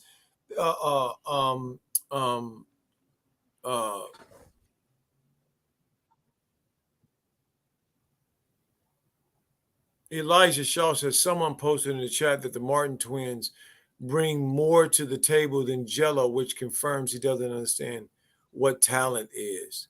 Because look, Elijah, it's not again, guys. We can't keep framing this in a way that's not real. This isn't just about whether you can play or not. Being in the NBA, everybody can play in the NBA. Anybody that's watching the summer league and you're watching these teams play like I am, it's a lot of kids that can play. I don't know most of these kids that are on these teams, on these summer leagues teams I'm watching. They look like regular players, many of them. They run in sets, regular sets and everything.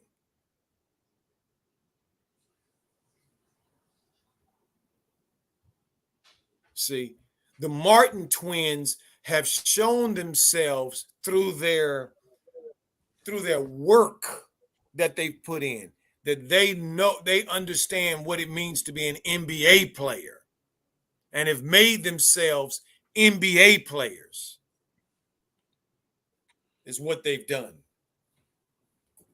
Very few NBA dudes get to come into the NBA and write their own story.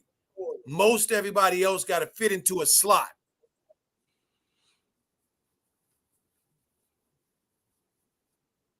And that's just how it is.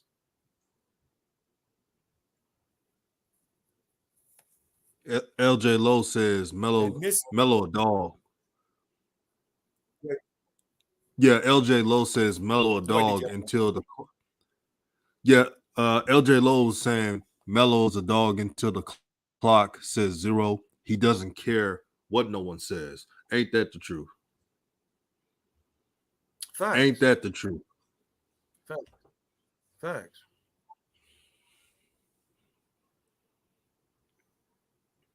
But Coach Joe, looking at these signings, man. Off the smooth coat. Say that again. Yeah, am I delayed on your end?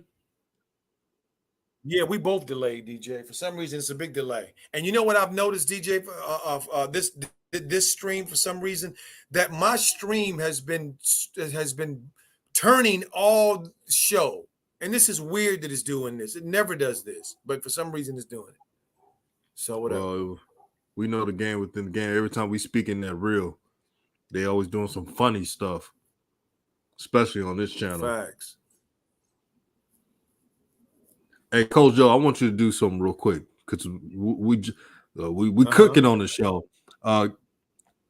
If you could get off the stream and come right back in, let's see if that helps. I'm gonna do that. I'm gonna do that right now. I'll be right back. All right, Coach Joe's gonna be back. Let me put this. Every time me and Coach Joe are cooking, man, they always do this. They always do this, man. Messing up with the connection and stuff because my Wi-Fi here is top notch on the bar right now. Like, I understand if I had one bar left. LJ Lowe says they don't want LaVar to be right. Man, they don't want them kids to be successful. Paula tricking. They're not fooling me. They're not fooling me at all. Everyone hit the like button. Let's make sure it's at 80 plus likes right now. Suave says, Bryce McGowens, watch out for him. Bryce McGowens and Book Knight, they're going to be taking a lot of players' minutes.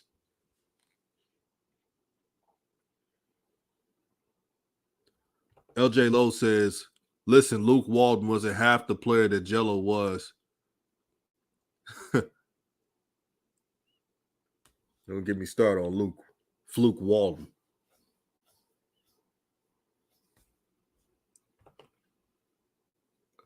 Louise says, MJ only view Hornets as a cash flow business model.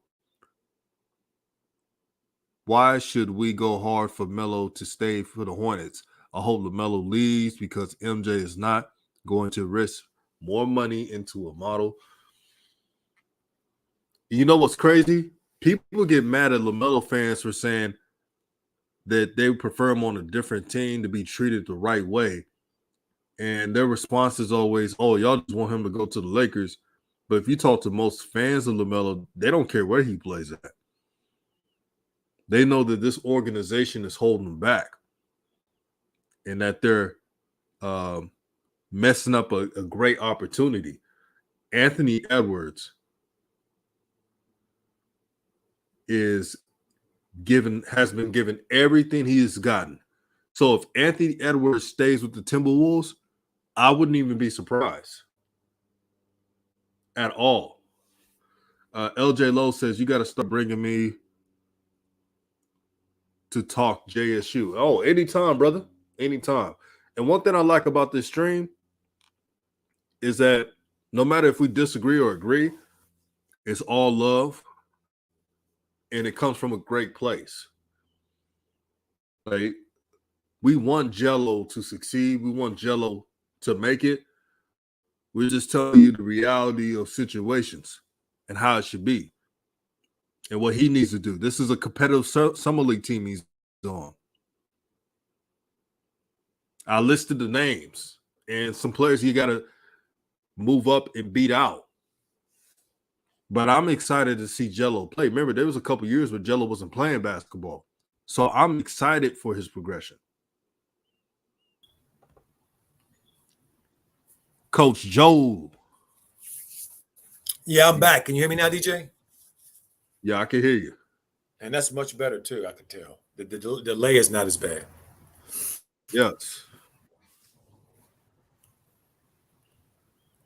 So what are you saying while I was gone?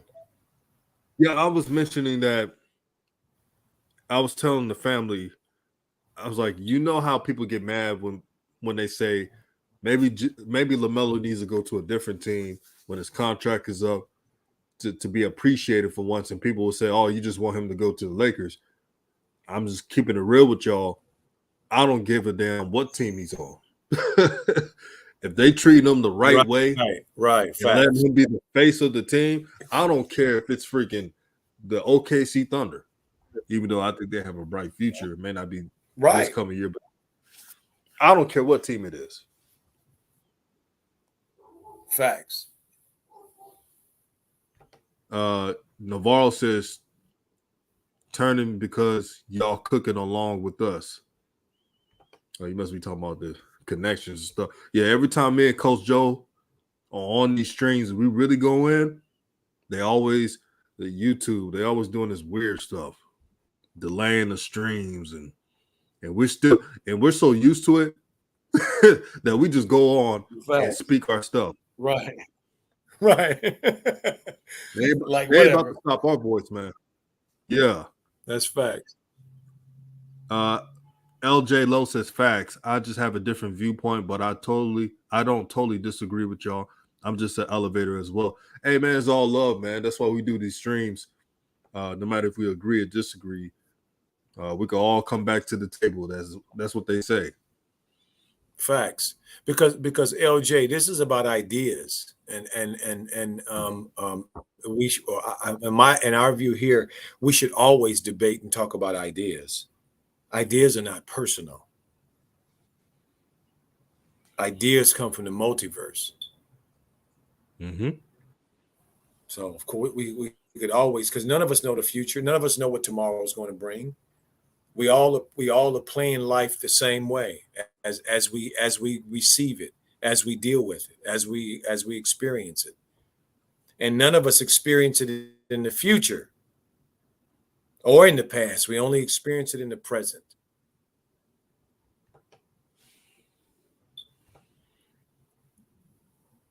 Exactly. TB says we all love Jello, but you have to be critical thinking. Abandon your biases. He's absolutely right. When LaMelo has an off game, I'm here to tell you about it, but also LaMelo is 20 years old. So I judge him as a 20-year-old. Right. And NBA players have off games. Okay. There's nobody that doesn't have an off game. But the great ones don't have very many off games. That's the point. They're consistent.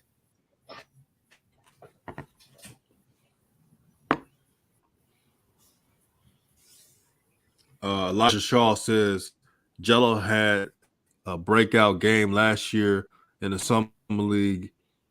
It was downplayed. He touched the ball one time in 5 minutes and it blows up. Then comes back and drives twice and putbacks with scores with no blow up.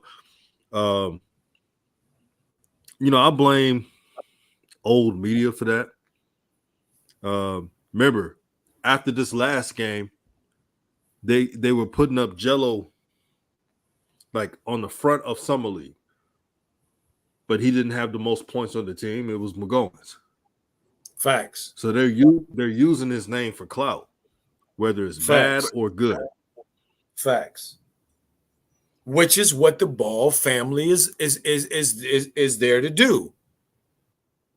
Remember, LaVar said it. Whether it's good or bad, it don't matter as long as they're talking about you. Mm-hmm. Didn't he, DJ? Didn't he teach his boys that? He did say that. Yep. All right. But I truly feel, and I watched the whole game, Jello would have played more minutes if he did. Because you look at when he picked up his fourth foul, Jello knew that, like, dang, man, I'm not going to play the rest of the way. When you get that fourth foul, you're like, you fight. This is not like established NBA players. This is summer league, and you're off the bench. You get that fourth foul off the bench, you ain't coming back in the game. He had that little like, dang, man. And Jello was trying to avoid he tried his best to avoid that foul. When he tried his best to avoid that foul, it just the Pope in the building subscribed to his channel. He said, DJ and Coach, I missed it. He said, shout out to y'all family. Hey, what's man, up, the Pope? How you doing there? Yeah, we still here chopping it up. I tell you, DJ, I'm really seeing some really nice how do I say, some real nice talent, man, coming into the league, man. This league is so damn talented now. These kids are so freaking talented now. I mean, I heard Scottie Pippen talking about this the other day on one of the games that the Lakers are playing. He was talking about his son, but he's talking about the league, and he said it, and I'm with Scottie on this. The kids today are more athletic overall, and they can score the ball better than they ever have. It's hard to make the NBA now if you don't do multiple things. You got to do a lot of things well. Otherwise, how you going to get on the floor? Mm-hmm.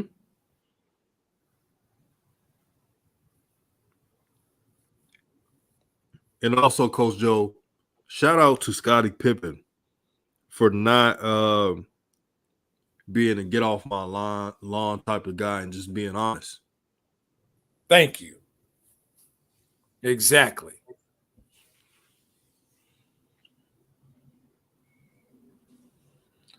SC Bay says, oh, he talking about Jello, -4 and a plus minus. That, to be honest, y'all want to know where that plus minus came from? And I don't really like it too much, but those are the stats. It came from the defensive end. I got to be honest. It came from the defensive end. That's something Jello has to work on. I repeat, the defensive side, lateral quickness, is the one thing Jello has to work on. I'm telling you right now, if Jello works on that, he can surprise someone and probably make a roster. Probably. He has to shoot 40% plus percent and improving lateral quickness. I'm telling you the game so he can make the NBA. Now, you can take it for what you want, but I don't sugarcoat. SC Bay said, what does he need to do to make the team? Like I stated, Jello needs to shoot 40% or more from three. Check. Jello also needs to trim down a little bit to get faster.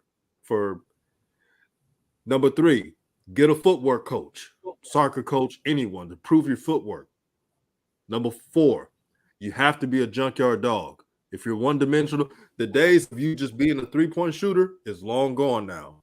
It's about 3 and D now. That's right. See, in the 90s, you could be a Steve Kerr and just shoot threes and not do anything else. Mr. Milli Vanilli. But let me digress. And 5, number 5, he has to move around on offense. Now, yesterday he did that, but he's got to consistently do that. And I guarantee you, if Jello does what I mentioned, he's in the NBA. Now, tell me what I was wrong in, family. The Pope was at the game, so you know he ain't gonna lie to you. So the Pope said, yeah, he has to be efficient with his shots and slim down a bit so he can move his feet on defense. That's exactly right. That's exactly right. See, we want Jello to make the NBA. I hope everyone can listen to this and be like, you know what? Jello can make it if he does these things. I'm telling you, I'm getting a speed coach. I'm getting a footwork coach.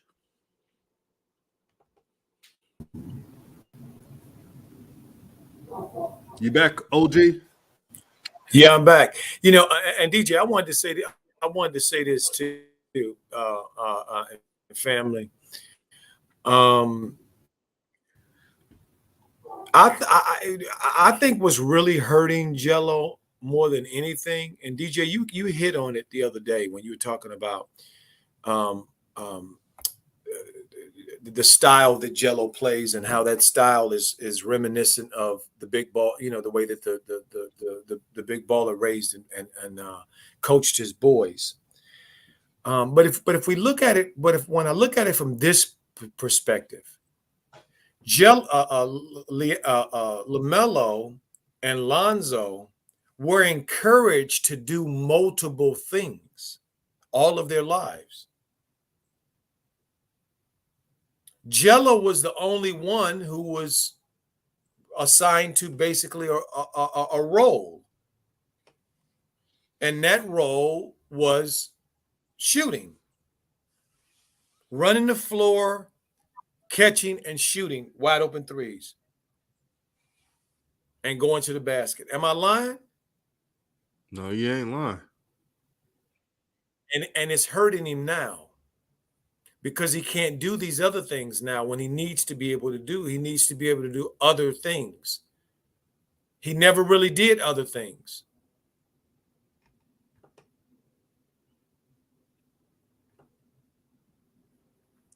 Man, you know what I was thinking, Coach Joe? When What's that? when Jello, like when he was at Chino Hills, when they was blowing teams out, that would have been a perfect time for Liangelo to work on the stuff he's not good at. Facts. And I remember What it looks like to me. That's right. What it looks like to me, DJ, is that Big Baller was hoping that they would end up playing together, so Liangelo could play his role, his position. That's another reason why he always wanted them to play together, because their roles would be defined, and particularly Jello's role will be defined. We already know what Lonzo can do. We already know what LaMelo can do.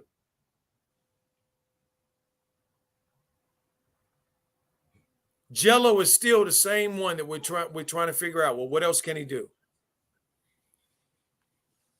And we keep coming back to the same thing: shooting.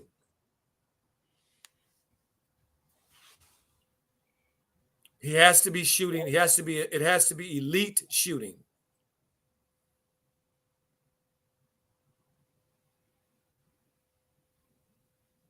You see what the Pope said, Coach? He said the last performance. Yeah, the Pope said the last performance was good, but only good enough for the G League roster. And he was at the game. Well, I mean, for me. Oh, okay. Well, Pope should get on here and tell us what he saw in live. And he's talking about ain't game nothing like 2. Live.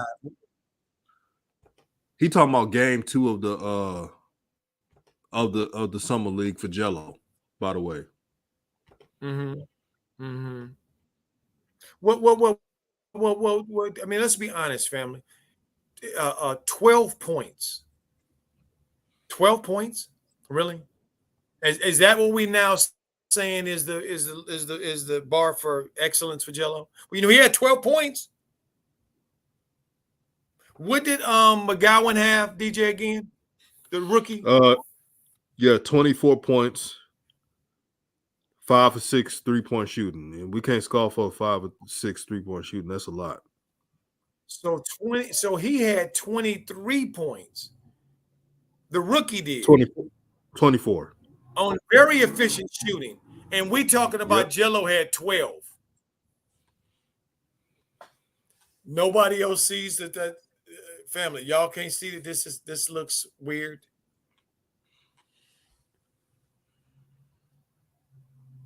Stop with the scoring. A lot of people in the NBA can score. Can you score at a high level? Jello didn't score at a high level yesterday. And can you be consistent? Jello hasn't been consistent. We got the Pope in the building. Hey, family. Coach Joe, DJ, what it do, y'all? Y'all talking that talk, I see. What's happening, Pope? Man, blessings, man. Blessings to all, everybody in the chat. Shout out. Make sure y'all hit the like button if you haven't yet. Go back out and come back in. Hit the like button. I went to the game. Not this last game. I stayed home. I stayed home this last game. I went to the game before where he got the 4.5 minutes. But like I said, when I seen him warming up, I knew it was gonna be a long night. because he came out warm-ups. They did the layup line. And Coach Joe, you know this. See, this is a pet peeve of mine. I hate it when kids do this. When they start out, especially if you're doing a layup line, but you just shoot a three. When you get to the gym and your first shot is a three, I got a problem with that. I always got a problem with that. I tell my kids and all of that, like, you better not shoot. You know, when you get the balls, you got there, warm your shot inside out. He came out in the layup lines. Everybody dunking, even Manic, the 3-point sniper, they got us as well. Everybody dunking the ball, layup lines, getting their legs warmed up. Jello touches the ball and shoots a three. And all jump shots in warm-ups, he didn't do not one layup. Not one. So I was like, what? I'm like, bro, what is you doing? It's a whole 8 minutes of warm-ups. And you're not doing a dribble move off your shot. You're not. He barely shot a couple mid-range bank shots, but he was clanking most of them. And I'm watching like, what is going on? Like, you're not making your shots in warm-up. So when he missed that shot in the corner that he was wide open, the one shot he got, he was warming up in that corner for at least 75% of the time in warm-ups and was missing most of the shots in that same corner. So I'm like, okay. To me, he didn't look ready from the gate. I'm like, okay, that 4.5 minutes, it was warranted. Last game, he came out looking ready. He came out looking ready. He came out looking like, okay, when I get this ball, I'm letting it go. When I get the ball, I'm going to attack the rack. I'm going to move around a little bit more. Definitely not staying in the corner. But it wasn't a wow factor. Okay, he did good things. Definitely, he did stuff to let you know. Yes, okay, he's a player still. He can still stay around in this G League, in this development league they got going. He could do that. But if he would have went instead of 2 for 6 from the three, if he went 4 for 6 from three, he got 18 points in 12 minutes. Now that's something to be like, oh shit. Now he continue to do things like that. You take them little limited minutes, you get 12, 16 minutes, because you know that's probably all you're going to get, because they're not going to let you cook up too much. Even if you start cooking up, they're going to take you out if you got your good 12 to 16 minutes and you got your 20 points already. But that's efficient. It's something to be like, oh, he dominating these G League dudes like it's nothing. So, yeah, maybe he do need a two-way. But not yet. I think G League a couple more years, and he'll be really. Oh my God, 26. Yeah. I think so. I think about a good another year or two. Because the NBA is definitely all that what LaVar was saying. The big baller. I told you so. No, they're gonna let you know. We told you so. You tell us nothing. We developed him. That's gonna be the stigma. Right now, we're gonna put you through the motions because you did a lot of talking early when they was in high school and they was little phenoms and so on and so forth. You did a lot of bold predictions and so on and so forth. You was out there. You was talking your talk, and even when Melo got drafted, I told you so hats and all T-shirts and all of it. Okay, well, we're gonna tell you so because this is our league. And we'll let him in when we damn pleased to let him in. And we'll make sure to keep a lid on his ceiling, short leash. So we put him out there. Great. It's good for promotion. He puts an eye out on a G League. Everybody's been paying attention to the G League, even though that man only gets 5 minutes a game. But wait. Hey, Poe, let me address this. Who's this Don Samuel? You heard of him, Don Samuel? No, sir. He said, you guys are being critical of guys playing limited minutes who only is doing what coaches have them doing. You guys are hypocrite. I told you 5 ways to help Jello can make the NBA. And I'm echoing. Can you hear me, by the way? Yeah, we can hear you, Coach. I mean, DJ. Okay. I said that Jello needs a speed coach. I hear you clearly. I said that Jello needs a speed coach. That Jello needs to lose a couple pounds. That Jello would be best served to work with Jermaine Jackson longer, like he did last summer. And matter of fact, Pope, Jello was more in shape last year than this year. Am I lying? Yes. As far as he just looked like I say, he looked like he been hitting the bench pressing and ramen noodles this off season. And I said in a joking fashion, but it's like it looked like he been on the penitentiary diet. He swole his all outdoors now. They trying to open the door from the walk through. He can't walk through the goddamn thing. But last night, I will say, because I am going to take in consideration being in Charlotte for a week without really no basketball activity, probably just by yourself in the gym, which is okay too. The team, you having a new team you coming into with new players on it, and they got a week full of practice on you. So that first game, I understood. Okay, the second game, he looked a lot better. I had to say, he was moving around much more better than he did the first game. But like I say, man, he's gonna have to show us from year one last year to year two. I don't see no difference. That's the problem. I don't see no development. I seen him put the ball on the floor last year and get that same layup when he went to the rack with his right hand. I seen that same move from the same spot last year, which is good. He always been able to do that. So it's not like, oh, look, he put the ball on the floor. No, he did that last year. He shot more efficient last year, but it's only game 2, so we'll see tonight. I mean, and so on and so forth. But I like his aggressiveness. He was looking for his shot. That quick release was on display. But like I say, he gonna have to do, if he went 2 for 6 from the 3, and you're supposed to be a sniper, so people gonna look at that. Like, now you got to go 4 for 6, like McGowan did. He went 5 for 6, something like that. You got to bring the thunder, man. But like I say, man, I think it's okay for the G League. I look at Gary Payton Jr. I look at Baines.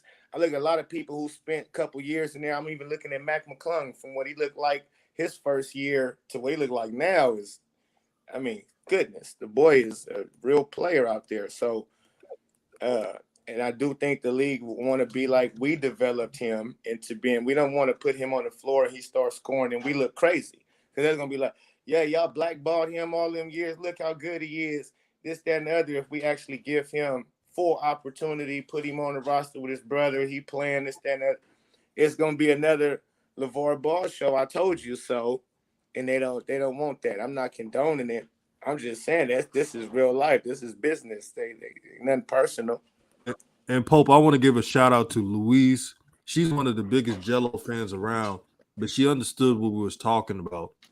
She knows that we're fans of Jello, but we're pointing out what he needs to work on. If you cannot handle constructive criticism, then you can't handle sports talk. Because you know what's funny, Pope and Coach Joe? When I had a video constructively criticizing Lonzo and LaMelo in the game, they were all like, "You're right, man. You're right, DJ."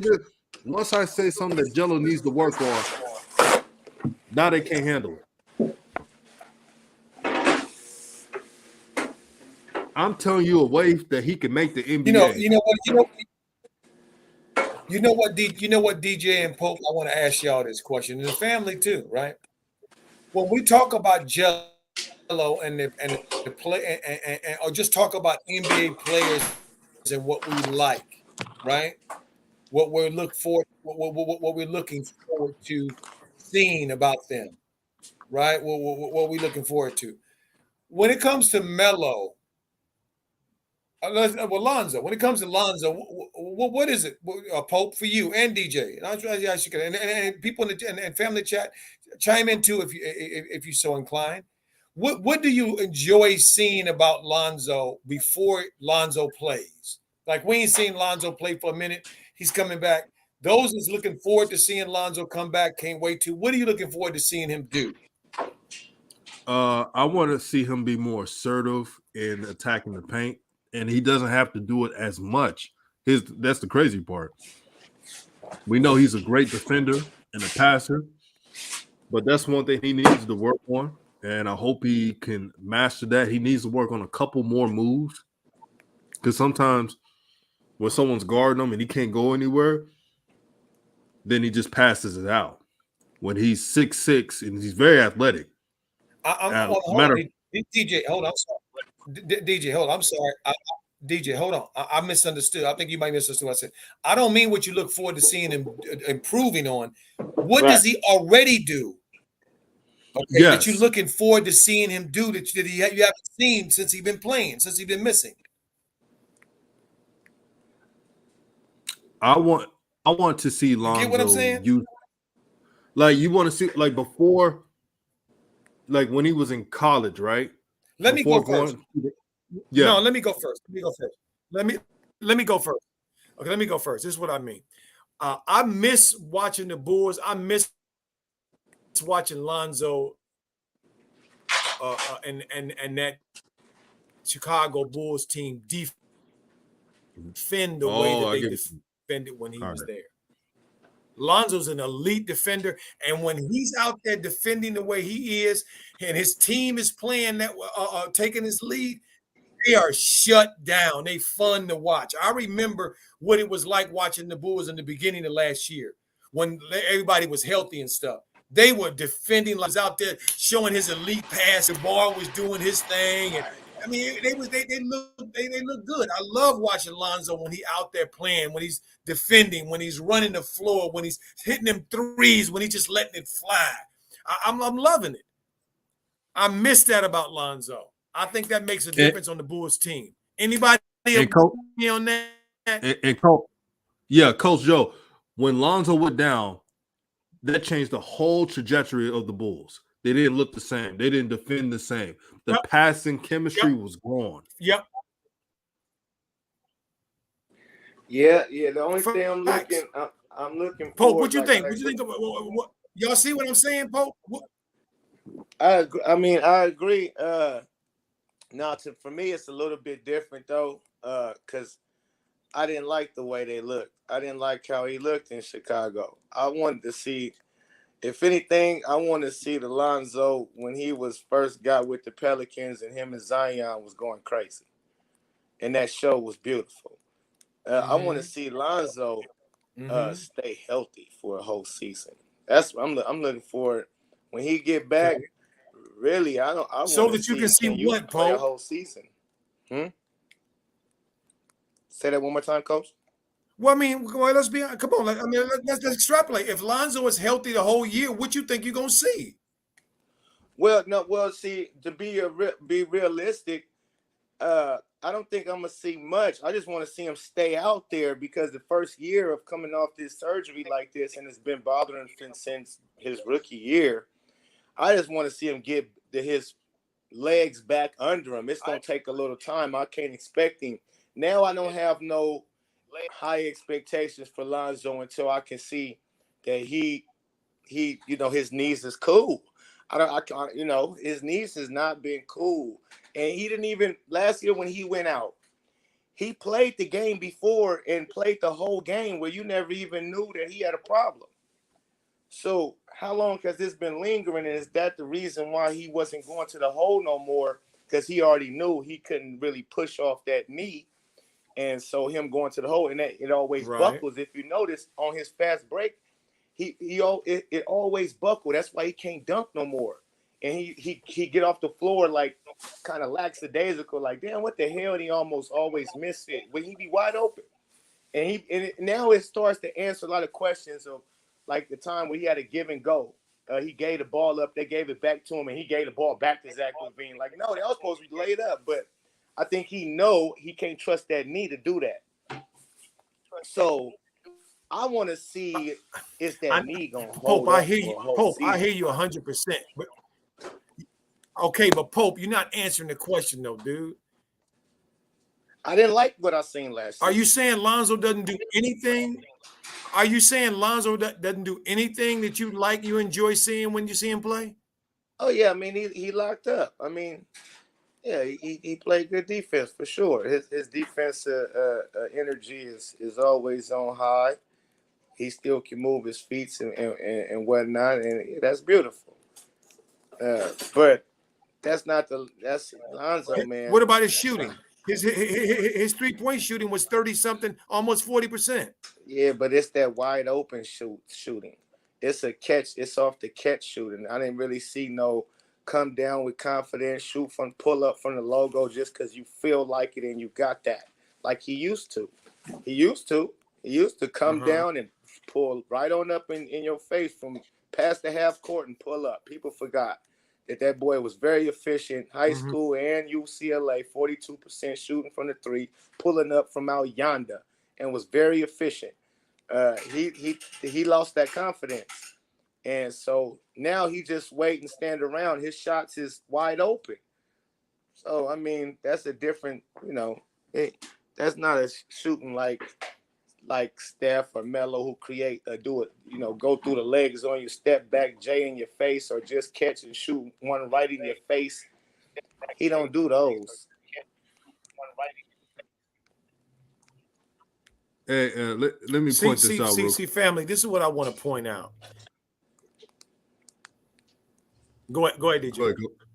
No, I before we go on, Don Samuel, you can disagree. That you're more than welcome. But the name calling, be respectful, my brother. Let's not act like a shine. That's all I have to say. And moderators, if anyone is calling people out of their names, you know what to do. Especially if you call names to Coach Joe, because he's been around basketball. He knows people in high places, and I take his resume over a lot of people. Just because you didn't like that he was constructively criticizing, because he's a fan of Jello, he's a fan of LaMelo. But when we point out weaknesses of a player, we want to see him do it better. So it's not personal. See, it was no problem when I said what LaMelo needs to work on. But when I talk about your favorites, now it's a problem. That's the bullshit I'm talking about. Let me digress. Facts, DJ. Thank you for that. See, look, this is what I wanted to point out by me saying what I said, and I didn't even get to Melo yet, because even somebody like Pope, who knows the game, well versed in the game, it's hard for him to answer that question. And why is it hard for him to answer that question? It's because Lonzo has been. It's been such a tale of 2 cities and 3 cities. It's been so inconsistent in many ways. And the expectations that we all have. People trying to manage their expectations as well. But the point is that Lonzo and LaMelo do elite things. I miss Melo so much it ain't even funny. I know some other LaMelo holics do too as well. I miss him flying down the court with that hair flopping, throwing them no-look passes and creating stuff. Hello, my sister. Have a great day. Just being him, shooting them threes and putting that hand up there, never quitting, in the passing lanes. I mean, it's just so much about what Melo is doing. See that? Yeah. See, I like not at that, all. Coach. No. I just miss Melo. When I think about Jello, there's only one thing that comes to mind when I think about Jello, and y'all as well. And if you don't admit it, you're just not being honest. And that's his shooting. We love to see Jello shoot, but if he ain't making his shots, and he hasn't been making them at a high efficiency clip, then what are we talking about in 2022? Soon to be 23. And the fact that we are still talking about this is is laughable, Coach and Pope. It's like we have to overly explain. Exactly. Would you say Jello was more DJ. efficient shooting last year, Coach and DJ? I mean, Jello. Would you say Jello was more I would efficient say Jello shooting? was most efficient shooting it. I would say this honestly. Jello was most efficient shooting when he was in high school.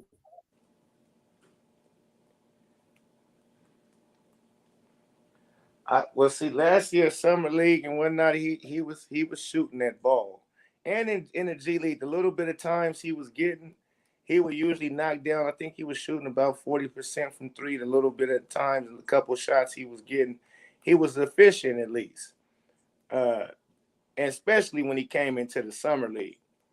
And I'm just taking it like, if you look at LaMelo's ball growth since he's been with Jermaine Jackson, even though he played the same, it's just more professional. It's more profound. It's more sound. It's everything. It's like on another level. It's the same, but it's just 2.0 Melo since he's been with Jermaine Jackson. And the way Jello came out, because that's who he was training with before the summer league last year, before he went over to Charlotte Hornets facility with LaMelo at that camp and was giving them boys the blues in the scrimmages, to where Mitch Kupchak and them said, hey, you stay here. You on the summer league team. You giving niggas work. Fresh off your couch training with Jermaine Jackson, the same trainer your brother, rookie of the year / now all-star, was training with. Yeah, you was ready. Me, I'm like, why in this offseason do you take him away from that? To put him in the Drew, to play point guard, and go put him with Bone Collector. No. You keep him with Jermaine Jackson, the Purple Goat, and whatever him and Melo doing. That's what he need to be doing. Because he was sharp to me. Especially for a guy coming off his couch, ain't playing no competitive basketball in 3 years, and to just go into an NBA facility and give cats work who under contract, getting millions of dollars, and make a summer league roster. That's impressive. That means you somebody was training you. Somebody had you ready.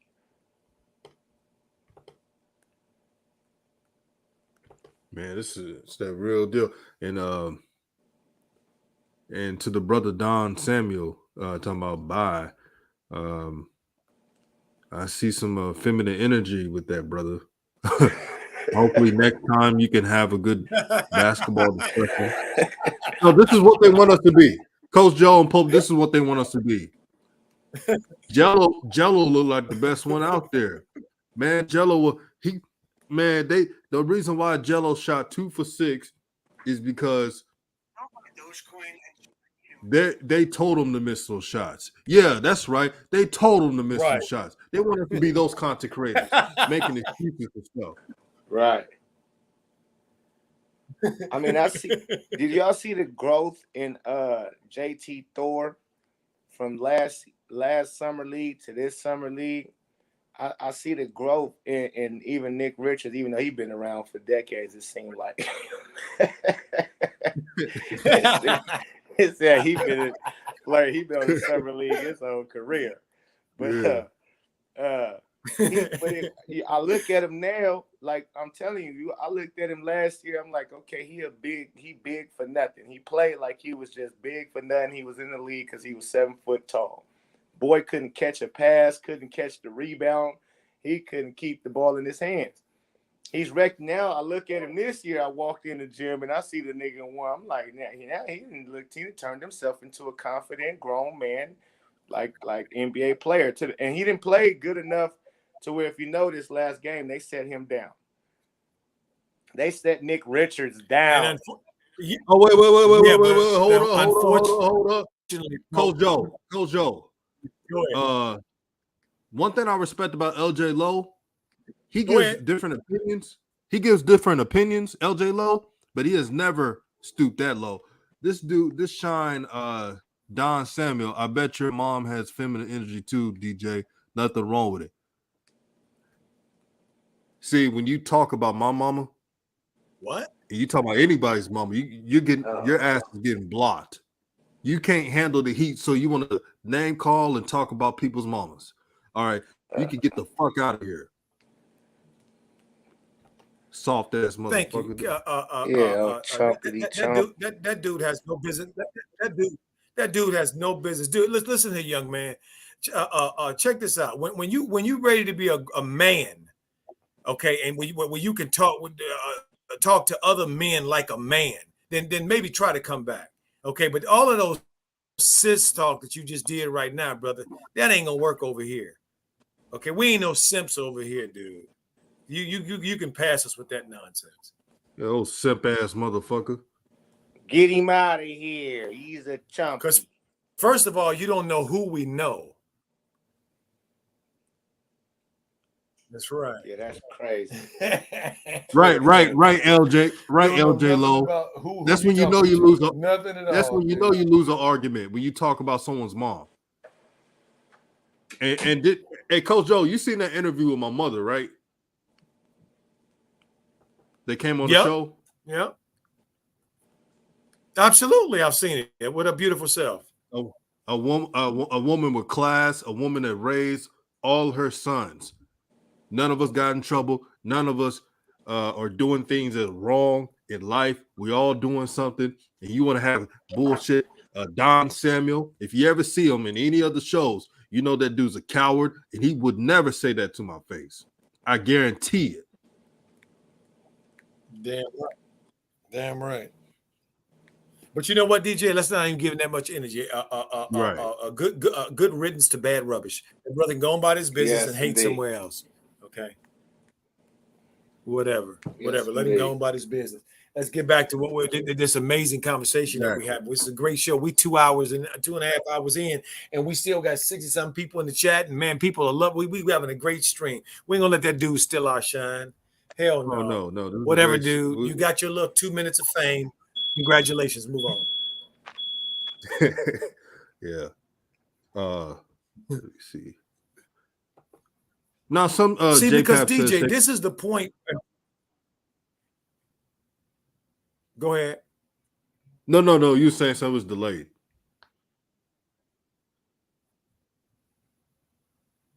Yeah, for me, family, the reason I asked that question is because basketball, NBA basketball, just like NBA football, just like hockey, just like baseball, just like all the other professional sports, this is entertainment.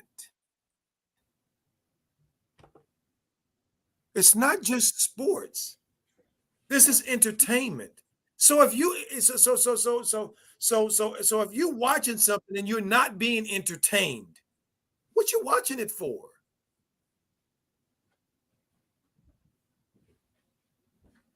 That's why LaMelo to me is so special, because he understands that this is entertainment as well. Can you at the highest level entertain and play well? Can you do that? Melo's shown he could, has shown he can do it. Right. LeBron has shown he can do it. Steph Curry shown he could do it. Kevin Durant shown that he could do it. Kyrie has shown he could do it. Steph shown he could do it. Trae Young showed he could do it. Ja Morant shown he could do it. But not everybody can do it. Right. Not everybody can do it. Can do what? Entertain and play at a high level. It takes a lot. It Sure takes does, a lot. man. And so if you say you like Jello, that's right. You say you like Jello and you for Jello. Tell me what you're looking forward to seeing Jello do. Can't wait to see him do when he plays. I can't wait to Charlotte play. Because look, let's be honest. Us Mellowholics, and when Lonzo first came out, we couldn't wait to see the Summer League games that Lonzo was in. We couldn't wait to see the preseason games that Lonzo was in, that LaMelo was in. Why? Because we couldn't wait to see what they was going to do. Mm-hmm. Does this apply to Jello? No, and what's crazy is his fan base there, but the last year buzz that was there when he came last year, man, that place was packed. This year, not so much. It'd be empty. Not so much. You couldn't even. I couldn't. Well, it don't be them Jello fans that like they were last year. Yeah, that's right. I almost didn't make one of the games, man. The line was inside of the Thomas and Mack to get into the gym. The line was crazy. It was like you wasn't going to even make it till halftime came and people was leaving to go see other games or whatever the case may be. It opened up. But this year, man, it's not the Family, same. how y'all doing? DJ. It's Suave, coach. Is it smooth? Yes, sir. What's up, What's up, Suave? How you doing there, young G? How you doing, nephew? Man, I'm feeling blessed, man. How y'all, man? Man, we're doing great, man. Good to hear you. Good to hear you. Hey, good to hear y'all too, man. Yeah, we had to get that negative dude out there, man, because that's the enemy, man. But we're gonna rebuke that, man. Oh yeah, you know how we roll. Yeah. Fact. Yes, sir, man. Hey, Bryce, man. Yo, I see something in him, man. Bryce Code. Ooh. Oh yeah, Bryce is that dude, man. Yeah, I didn't know nothing about him until I started seeing the preview. Well, tell me this: how long did it take for those who like Bryce to figure to say that Bryce looks like he's promising? How long did it take? How many games? It took me the second game, Mark. To me, it's 2 really games. I saw the Wow. Yeah. How about you, DJ? About the same. The first game was like two games, huh? Yep.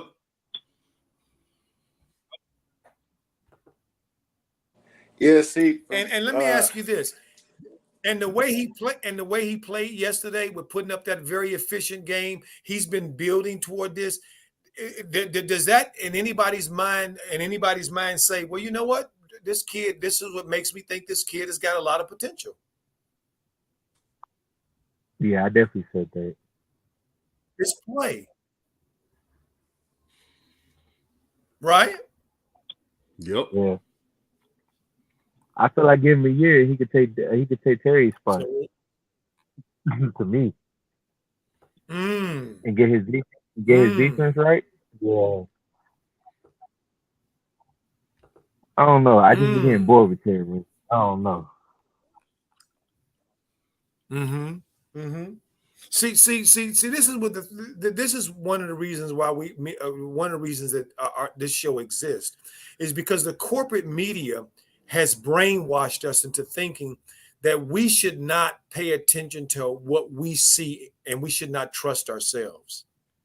We should rely on them to tell us what we're seeing and how to interpret what we're seeing. And that's just nonsense. That's just absolute nonsense. Let me tell you something I found out the other day, family, about our family that I didn't know. I just found out the other day, and I heard the idea, and then I researched it, that former slaves, our people from here, went to Canada, and that's the reason why they have hockey. They never talk about that. Our people created hockey. See? Really? Absolutely. You told me something new. I was blown away when this brother. That's right. When I heard this brother say that, now I went to doing research. I was like, wow. Former slaves that escaped from America went to Canada and created hockey. That's who created hockey, and we get no credit for it. Well, to be honest with you, create everything. They just ain't trying to get us our prop, our acknowledgement,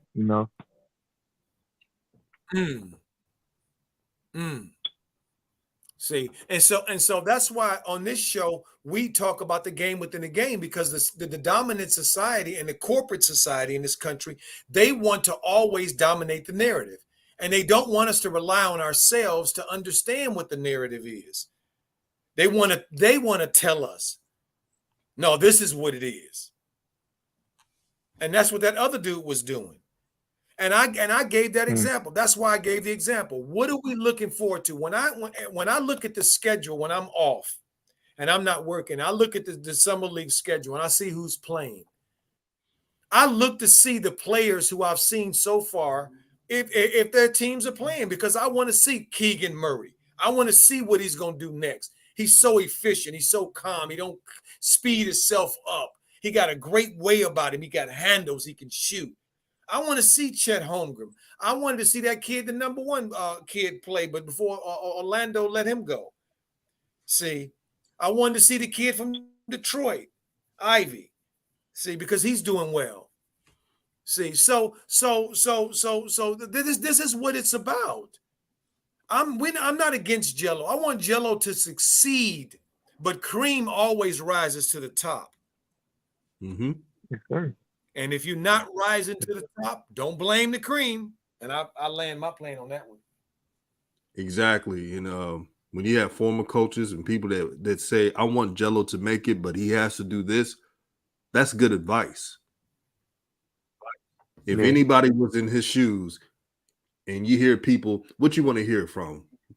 People that tell you, oh, you got everything already. You already in the league. It's just a matter of time. Or the one that tells you you can make the NBA if you do these things. You want to listen to the person that says you can make the NBA if you do these small things. And shout out to the homie Hoop Jargon, by the way. You don't want to hear from yes man. That if you keep hearing from yes man, you're not going to grow your game out. Correct. What's up, Hoop? How you doing? Facts. Oh yeah, and who the heck keeps telling Kyle Jones to take all these That's shots, a fact. man? I mean, you know, look, this is entertainment. If we can't look at the product, smooth, that's because he listened to the nonsense. Yeah, that's right. Huh? Listen to the nonsense. You gotta play his game because real people, real coaching, and real people. That's right. That's right. Real people would tell Kai Jones, learn to do something well first before you start expanding your game. Do some things really well first. Learn to rebound at a high level.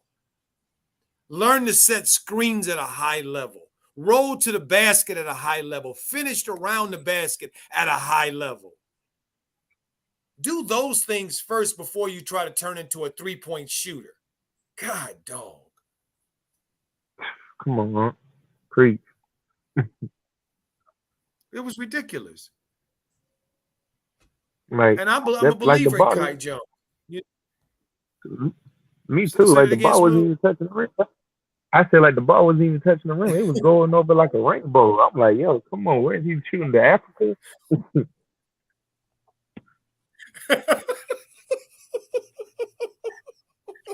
Yeah, he lost. I gotta say, when he shot that first, that's right. When he shot that first three, I got to admit, I cracked up laughing so hard. I was like, "What the hell was that?" It looked like it was staged. I was like, "What is that?" Like they said, "Okay, because you got this electric hair, now you got to shoot an electric shot." So he said, "Okay." I'm like, yo, man, Kai, you got to get it together, man. This is the NBA. What are you doing, man? Hey, Smooth and Coach, man. Kai Jones needs to worry about simplifying his game more. Like you see, he's overthinking too much. Someone needs to tell him to calm the heck down, brother. He got all that talent.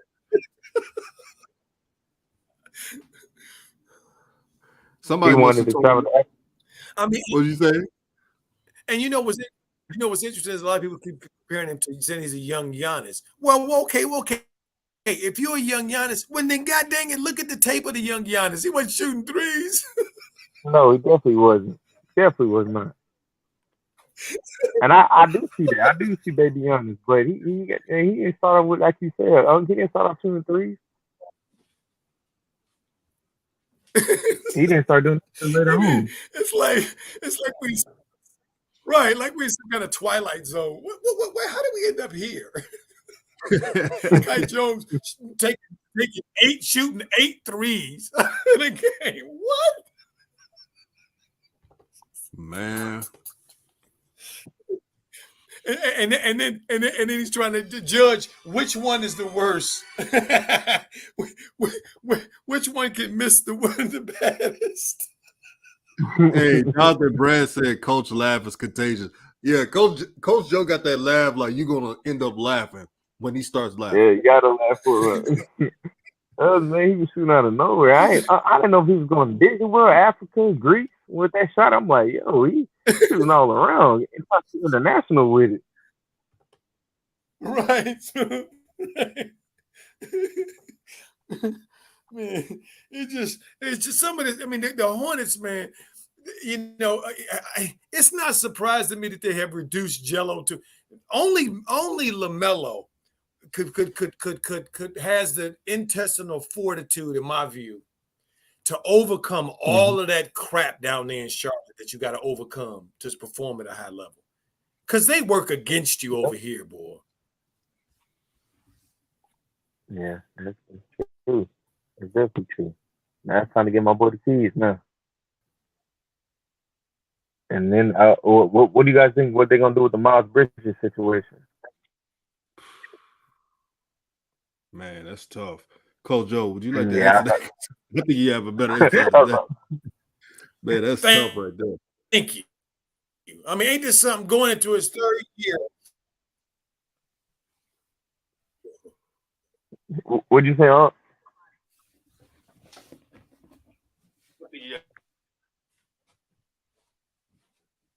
Yeah, you was cutting in and out, Coach Joe. All right, DJ. Okay. DJ, give me a second. I'll be right back. All right, I'm gonna read the comments. J Pat was good, my brother. He says he still got to clean up on defense, though. That's the main reason he was -4, even with the 12 points in 12 minutes. And Jello knew that. You could see in his facial expression that he knew he had to play better defense than what he displayed. And Smooth, people got mad at me for keeping it real. You know what I mean? When you do that, when we keep it real, you know, what's that going to expose is the fakeness, you feel me? And the snakes. What'd you say? You got the stream on your background, Smooth? Yeah, hold on. Yeah, hold on 1 minute. Hold on 1 minute, big bro. Okay, I'm gonna put you on mute real quick. Okay. I'm back. We're talking about ball. I'm back. Yeah, Coach Joe. And I'm glad J Pat brought it up. He said he still got to clean up on defense, though. The main reason he was -4 in the plus minus with 12 points. When you get 12 points in 12 minutes, you're not supposed to be negative in the plus minus. So that tells you he has to work on defense. Everything I've been talking about. That was everything I was talking about. Everyone has weaknesses. It's basketball. But we're telling you what he needs to work on. That's never a bad thing. Never.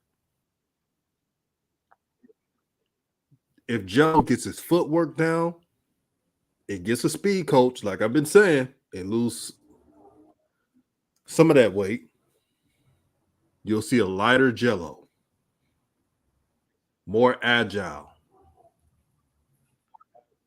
Because he has the 3-point shot. I mean, because the game is fast. That's right, DJ, because the game is fast today.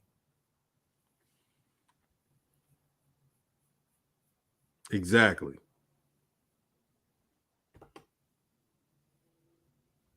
That's all. That's all we're talking about. We're rooting for Jello. We want him to do his thing, but this is a process. In each game, we got to see how he does and adjust.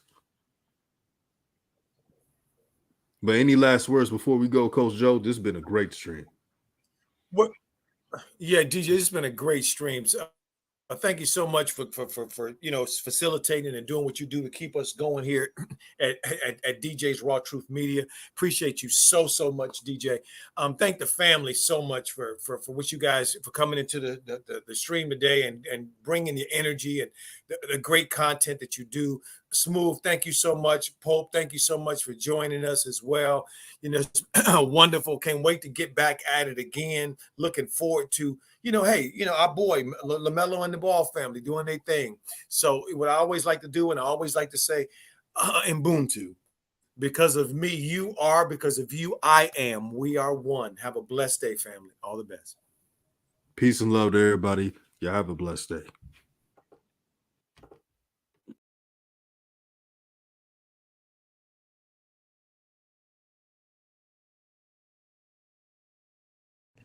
Let me tell you something. Back in my day, let me show you.